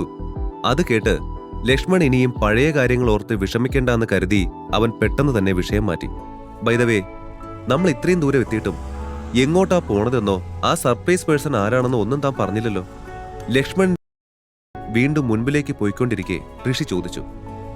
സർപ്രൈസ് ആണ് സാർ, അതങ്ങനെ വെട്ടിത്തുറന്ന് പറയാനൊന്നും പറ്റില്ല. ചിരിയോടെ ലക്ഷ്മൺ മറുപടി പറഞ്ഞു. അത് കേട്ടതും ഋഷി സംശയത്തോടെ ലക്ഷ്മണിനെ തന്നെ നോക്കി. വല്ല ഉടായിപ്പോ ആണോ? ഋഷിയുടെ ആ ചോദ്യം കേട്ടതും ലക്ഷ്മൺ വീണ്ടും ചിരിച്ചു പോയിരുന്നു. ഹേയ്, ഞങ്ങൾ അങ്ങനെ ചെയ്യില്ല ഋഷിൻ സാർ. ഞങ്ങൾ? ഓഹോ, അപ്പോ ഒന്നും രണ്ട് ആളല്ല എന്ന് ഋഷി അതേ ഭാവത്തിൽ തന്നെ ചോദിച്ചു. അത് കാണേ ലക്ഷ്മൺ പൊട്ടിച്ചിരിച്ചു. ചിരിക്കുന്നോ? ദേ മര്യാദയ്ക്ക് ചിരി നിർത്തി കാര്യം പറഞ്ഞ ലക്ഷ്മണ. ആരാത്? അവൻ വീണ്ടും ലക്ഷ്മണനോട് ചോദിച്ചു. ഓക്കെ, ആളെ ഏതാനും നിമിഷങ്ങൾക്കുള്ളിൽ കാണാലോ. But since you are dying to know who they are, ഞാൻ ക്ലൂ തരാം. നിങ്ങളെ പെട്ടെന്ന് കാണാതായപ്പോൾ എന്നെ പോലെ അന്വേഷിച്ചിറങ്ങിയ 3 പേരാണ്. ആൻഡ് ഇന്ന് സാറിനെ ഹോട്ടലിൽ വെച്ച് കണ്ടെന്ന് പറഞ്ഞപ്പോൾ 3 നിലത്തൊന്നുമല്ല, അത്രയ്ക്കും ഹാപ്പിയായി ഇരിക്കുക. ലക്ഷ്മൺ ആ പറഞ്ഞത് കേട്ട് ഋഷി ഒരു സെക്കൻഡ് തന്റെ ഓർമ്മകളിൽ തെളിഞ്ഞ മുഖങ്ങൾ ഓർത്തു. ആരെയൊക്കെ ഓർമ്മ വന്ന ഋഷി അത് ലക്ഷ്മണനോട് ചോദിക്കാനാഞ്ഞു. പക്ഷേ അപ്പോഴേക്കും അവന്റെ ശ്രദ്ധ തിരിച്ചുകൊണ്ട് കാറ് ഏതോ വലിയ ഒരു ബിൽഡിങ്ങിന് മുമ്പിലെ ഗേറ്റും കടന്നു നിന്നിരുന്നു. ഒലീവിയ ഇന്റർനാഷണൽ എന്ന് സ്വർണ്ണ നിറത്താൽ രേഖപ്പെടുത്തിയ ആ 20 നിലയോളം വരുന്ന ബിൽഡിംഗ് കണ്ട് ഋഷി കണ്ണും മിഴിച്ച് മുമ്പിലേക്ക് നോക്കി. Olivia, was that her? ആശ്ചര്യഭാവത്തിൽ ഋഷി ചോദിച്ചു. അത് കേൾക്കെ ലക്ഷ്മൺ അവനോട് അതേ എന്ന് തലയാട്ടി. എന്റെ ദൈവമേ! കാറിൽ നിന്നും വെളിയിലിറങ്ങിയ ഋഷിയുടെ ശബ്ദമായിരുന്നു അത്. അത്യധികം പ്രൗഢിയോടെ തനിക്ക് മുൻപിലായുള്ള ആ വലിയ ബിൽഡിംഗ് അവിശ്വസനീയതയോടെ നോക്കിക്കാണുകയായിരുന്നു അവൻ. ലക്ഷ്മൺ സർ, നിങ്ങളെ ഒലിവിയ മാഡത്തിന്റെ ഓഫീസിലേക്ക് വിളിക്കുന്നുണ്ട്. പെട്ടെന്നൊരു സ്റ്റാഫ് അവർക്കടുത്തേക്ക് നടന്നെടുത്ത് ലക്ഷ്മണനോട് പറഞ്ഞു. അപ്പൊ സാർ, ഞാൻ ദേ ഇപ്പൊ വരാം. നിങ്ങളുടെ ഭാര്യയ്ക്ക് ഇഷ്ടപ്പെടാവുന്ന പല സ്കിൻ കെയർ പ്രോഡക്ട്സും ഇവിടെ ഉണ്ട്. ആളുടെ ടേസ്റ്റിനനുസരിച്ചുള്ളവ കണ്ടുപിടിക്കൂ. അത്രയും പറഞ്ഞ് തന്നെ നോക്കിയൊന്ന് സൈറ്റ് അടിച്ച് കാണിച്ച് ലക്ഷ്മൺ ആ സ്റ്റാഫിന്റെ കൂടെ അവിടെ നിന്നും പോയി. ലക്ഷ്മൺ പറഞ്ഞതും ഋഷി ചുറ്റും നോക്കി. ആ ഫ്ലോർ മുഴുവൻ ചർമ്മ സംരക്ഷണത്തിനും സൗന്ദര്യവർദ്ധക വസ്തുക്കൾക്കുമായി നീക്കിവെച്ചിരുന്നു. സെയിൽസിനായി ഒരുക്കിവെച്ച ബ്രാൻഡ് ആൻഡ് എക്സ്ക്ലൂസീവായ സ്കിൻ കെയർ പ്രൊഡക്ട്സ് നോക്കി ഋഷി നടന്നു. വാവ്! എല്ലാ പ്രോഡക്ട്സും അടുക്കിയ വൃത്തിയും ഭംഗി കണ്ട് ഋഷി അറിയാതെ തന്നെ പറഞ്ഞുപോയി, ഋഷിൻ. ഋഷി ആ പ്രോഡക്ട്സ് എല്ലാം വീക്ഷിച്ചുകൊണ്ട് നടക്കുകയായിരുന്നു. അപ്പോഴാണ് പിന്നിൽ നിന്നും സംശയം നിറഞ്ഞ ആ സ്ത്രീ ശബ്ദം കേൾക്കുന്നത്. ആരാണെന്ന് മനസ്സിലാവാതെ ഋഷി തിരിഞ്ഞു നോക്കിയപ്പോൾ കണ്ണും മിഴിച്ച് തന്നെ നോക്കുന്ന മീനാക്ഷിയായിരുന്നു കണ്ടത്. ഹേയ് മീനാക്ഷി, താനെന്താ ഇവിടെ? ചിരിയോടെ ഋഷി ചോദിച്ചു. പക്ഷേ അത് കേട്ട് മീനാക്ഷി ഒന്ന് ചിരിക്കുക പോലും ചെയ്യാതെ അവനെ നോക്കി അത്ഭുതത്തോടെ നിന്നു. അത് ഞാൻ തന്നോടല്ലേ ചോദിക്കേണ്ടത്? കാരണം എനിക്കിവിടെ വരാനുള്ള റൈറ്റ്സ് ഉണ്ട്, തനിക്കില്ല. മീനാക്ഷി വലിയ അഹങ്കാരത്തിൽ തന്നെ പറഞ്ഞു. അത് കേട്ട് കാര്യം മനസ്സിലാവാതെ ഋഷി നെറ്റി ചുളുക്കി. എനിക്കില്ലാത്ത തനിക്കുള്ള റൈറ്റ്സോ? അതെന്ത് റൈറ്റ്സ്? മീനാക്ഷിയെ നോക്കി ഋഷി ചോദിച്ചു. അതായത് ഇതെന്റെ ഹസ്ബൻഡ് വർക്ക് ചെയ്യുന്ന ഇടമാണ്. ഇവിടെ ഡിപ്പാർട്ട്മെന്റ് മാനേജറായിട്ട് അദ്ദേഹം ജോലി ചെയ്യുകയാണ്. ഓ അല്ലല്ല, ഇന്ന് അദ്ദേഹത്തിന് റീജിയണൽ മാനേജറെ പ്രൊമോഷൻ കിട്ടി. വലിയ അഹങ്കാരത്തിൽ തന്നെ മീനാക്ഷി പറഞ്ഞു. അത് കേട്ട് ചിരി വന്നെങ്കിലും ഋഷി അതെല്ലാം സമർത്ഥമായി മറച്ച് ഗൗരവത്തിൽ മീനാക്ഷിയെ നോക്കി. ഓ, അപ്പോ സ്നേഹം കാരണം ഹസ്ബൻഡിനെ കാണാൻ വന്നതാണോ താൻ? ഋഷിയുടെ ആ ചോദ്യം കേട്ട് മീനാക്ഷി അതേ എന്ന് തലയാട്ടി. അല്ലാതെ ഇവിടെയുള്ള ഈ പ്രോഡക്ട്സ് ഓസിനെ അടിച്ചു മാറ്റാൻ വന്നതേ അല്ല അല്ലേ? മീനാക്ഷിയുടെ തലയാട്ടൽ കണ്ടതും ഋഷി കളിയാക്കി കൊണ്ട് ചോദിച്ചു. വാട്ട്? താൻ എന്ത് മാങ്ങാത്തൊലിയാ ഈ പറയണേ? ഋഷി പറഞ്ഞത് സത്യമാണെന്ന ബോധ്യം മീനാക്ഷിക്ക് ഉണ്ടായിരുന്നു. പക്ഷേ അത് സമ്മതിച്ചു കൊടുക്കാൻ അവൾക്ക് മനസ്സുണ്ടായിരുന്നില്ല. ഓ, അപ്പൊ ഈ കയ്യിലുള്ളതൊക്കെ മാങ്ങാത്തൊലിയാവും അല്ലേ? ഋഷി കുസൃതിയോടെ ചോദിച്ചു. അത് കേട്ടതും മീനാക്ഷി തന്റെ കയ്യിലുണ്ടായിരുന്ന സൗന്ദര്യവർദ്ധക ക്രീമുകൾ തന്റെ പിന്നിലേക്ക് ഒളിപ്പിച്ചു. അതിനുള്ളത് എന്റെ ഹസ്ബൻഡ് പേ ചെയ്തോളും. So you don't have to worry about it. എന്തിനാ നീ ചിരിക്കുന്നത്? അല്ല, നീ ഇവിടെ വന്നത് എന്തിനാ? എന്തിനാ എല്ലാവരും ഇവിടെ വരുന്നത്? അതേ കാര്യത്തിന് തന്നെ. ഓ, ശ്രീലക്ഷ്മിക്ക് വേണ്ടി ഷോപ്പ് ചെയ്യാൻ വന്നതാണോ? അല്ല, ഷോപ്പ് ചെയ്യാൻ കയ്യിലെന്തെങ്കിലും ചിക്കിലി ആവിശേഷിക്കുന്നുണ്ടോ? ഇല്ലെങ്കിൽ പെട്ടെന്ന് പൊയ്ക്കോ ഋഷിൻ, അല്ലെങ്കിൽ ഇവിടത്തെ സെക്യൂരിറ്റി നിന്നെ തൂക്കിയെടുത്ത് വെളിയിൽ കളയും. അയ്യോ, എന്നെ വെളിയിലാക്കുന്നതോർത്ത് താനെന്തിനാ ഇത്രയും ടെൻഷനാവുന്നത്? പുഞ്ചിരിയോടെയായിരുന്നു ഋഷിയുടെ ആ ചോദ്യം. തന്നെ വെളിയിലാക്കുന്നതിന് എനിക്കെന്ത്? ഒന്നുമില്ല. പക്ഷേ ഇതെല്ലാം ശ്രീലക്ഷ്മി അറിഞ്ഞാലുള്ള അവളുടെ സങ്കടം ഓർത്ത് പറഞ്ഞു പോയതാ. സോ അവളെ ഓർത്തെങ്കിലും ക്യാഷ് ഇല്ലെങ്കിൽ പെട്ടെന്ന് ഇറങ്ങിക്കോളൂ. എന്റെ കയ്യിൽ ക്യാഷ് ഇല്ലെന്ന് നീ ഒരു തവണ പറഞ്ഞപ്പോ ഞാൻ കാണിച്ചു തന്നത് നീ ഓർക്കുന്നില്ലേ മീനാക്ഷി? ഇനിയും എന്തിനാ വീണ്ടും വീണ്ടും ഇങ്ങനെ ക്യാഷിനെ പറ്റി പറയുന്നത് താൻ? ഓ, അത് തന്നെ ഇവിടെ നിന്ന് കട്ടും മോട്ടിച്ചും കൊണ്ട് വന്നാണെന്ന് ആർക്കറിയാം. എന്നിട്ടിപ്പോ പൈസയുടെ കാര്യം പറയരുത് പോലും. മീനാക്ഷി, നീ ഇത്രയും കടന്നു നിഗളിക്കാൻ നിന്റെ ഹസ്ബൻഡ് ഇവിടുത്തെ റീജിയണൽ മാനേജറല്ലേ, അല്ലാതെ ഈ കമ്പനിയുടെ മുഴുവൻ സിഇഒ ഒന്നുമല്ലല്ലോ. ഋഷിയുടെ ആ ചോദ്യം കേട്ടതും മീനാക്ഷിയുടെ മുഖം വലിഞ്ഞു മുറുകി. അദ്ദേഹം അറ്റ്ലീസ്റ്റ് അങ്ങനെയാണെന്ന് വിചാരിക്കാം, പക്ഷേ who the hell are you? ദേഷ്യം വിട്ടുമാറാത്ത സ്വരത്തിൽ മീനാക്ഷി പറഞ്ഞത് കേട്ട് അവളെ ഒന്ന് കളിയാക്കണമെന്ന് ഋഷി മനസ്സിൽ ഉറപ്പിച്ചു. ഓ, അപ്പോ ഞാൻ ഇവിടുത്തെ ആരും അല്ലാത്തതാണോ തന്റെ പ്രശ്നം? അല്ലായിരുന്നെങ്കിൽ താൻ ഈ ചുമ്മാ കിടന്ന് ബ്ലഡ് ഹീറ്റാക്കുന്ന സ്വഭാവം നിർത്തി എന്നോട് ചില്ലായി ബിഹേവ് ചെയ്തേനെ അല്ലേ? മീനാക്ഷിയെ നോക്കി ഋഷി ചോദിച്ചു. അത് കേട്ടുകൊണ്ടായിരുന്നു അവളുടെ ഹസ്ബൻഡ് വിഷ്ണു അങ്ങോട്ട് വരുന്നത്. ഹേയ്, എന്താ ഇവിടെ പ്രശ്നം? Meenu, are you okay? മീനാക്ഷിക്കടുത്തെത്തി അയാൾ തിരക്കിയതും കരയുന്ന ഭാവത്തിൽ ഏട്ടാ ഇയാൾ എന്നെ വെറുതെ ദേഷ്യം പിടിപ്പിക്കുന്നു ഋഷിയെ ചൂണ്ടിക്കാണിച്ചുകൊണ്ട് അവൾ പറഞ്ഞത് കേട്ട് വിഷ്ണു കണ്ണുരുട്ടിക്കൊണ്ട് ഋഷിയെ ഒന്ന് അടിമുടി നോക്കി. അതിന് ഏതാ ഇവൻ? നിനക്കെങ്ങനെ ഇവൻ അറിയാവുന്നത്? ഗൗരവഭാവത്തിൽ വിഷ്ണു ചോദിച്ചു. എന്റെ ഫ്രണ്ട് ശ്രീലക്ഷ്മിയുടെ ആ ജോബ്ലെസ് ഹസ്ബൻഡാണ് വിഷ്ണു ഏട്ടാ. അവള് ഉപദ്രവിക്കുന്നത് പോരാഞ്ഞാ ഇപ്പൊ എന്നെയും വെറുപ്പിക്കുന്നത്. അവളത് പറഞ്ഞു നിർത്തേണ്ട താമസം വിഷ്ണുവിന്റെ ഉള്ളിൽ ഋഷിയോട് കാരണമേതുമില്ലാതെ ദേഷ്യം ഉടലെടുത്തിരുന്നു. പെട്ടെന്ന് ദേഷ്യം വരുന്ന പ്രകൃതമായിരുന്നു വിഷ്ണുവിന്റേത്. വിഷ്ണു തന്റെ ദേഷ്യം നിയന്ത്രിക്കാനാവാതെ മുൻപിലേക്ക് വന്ന് ഋഷിയുടെ കോളറിൽ കുത്തിപ്പിടിച്ചുകൊണ്ട് ചോദിച്ചു, ഏയ് what the hell are you doing? പെട്ടെന്ന് പിന്നിൽ നിന്നും ലക്ഷ്മണന്റെ ശബ്ദമുയർന്നു. അത് കേട്ട് ഋഷിയുടെ കോളറിൽ കുത്തിപ്പിടിച്ചത് വിടാതെ തന്നെ വിഷ്ണു അയാളെ തിരിഞ്ഞു നോക്കി. ലക്ഷ്മൺ സർ, എന്ത് പോക്കൃത്തവാ താന് ചെയ്യുന്ന? കോളറിൽ നിന്ന് കൈയെടുക്ക. അവർക്കടുത്തെത്തി വിഷ്ണുവിന്റെ കൈ ഋഷിയുടെ കോളറിൽ നിന്നും വേർപെടുത്തി ലക്ഷ്മൺ. സർ, ഇയാൾ എന്നെ അപമാനിച്ചു. അതിന് താനാരാ? ദേഷ്യം നിറഞ്ഞതായിരുന്നു ലക്ഷ്മണിന്റെ സ്വരം. ഞാൻ ഇവിടുത്തെ റീജിയണൽ മാനേജർ വിഷ്ണു വിശ്വനാഥാണ് സർ. വിഷ്ണു തെല്ലൊരു അഭിമാനത്തോടെ പറഞ്ഞു. From now on it's no more. Vishnu, എത്രയും പെട്ടെന്ന് റിസൈൻ ലെറ്റർ എഴുതി തരാനുള്ള പരിപാടി നോക്കിക്കോളൂ. ഒലീവിയയുടെ ശബ്ദം അവിടെ മുഴുവൻ മുഴങ്ങി. വിഷ്ണുവും മീനാക്ഷിയും അവിടേക്ക് നടന്നു വരുന്ന ഒലീവിയെ പകപ്പോടെ നോക്കി. മാം, ഞാൻ തന്നെ ശ്രദ്ധിക്കുക പോലും ചെയ്യാതെ അങ്ങോട്ട് നടന്നു വന്ന ഒലീവിയെ വിഷ്ണു വിളിച്ചു. പക്ഷേ നേരത്തെ പോലെ തന്നെ ഒലീവിയ അവനെ കണ്ടതായി ഭാവിച്ചില്ല.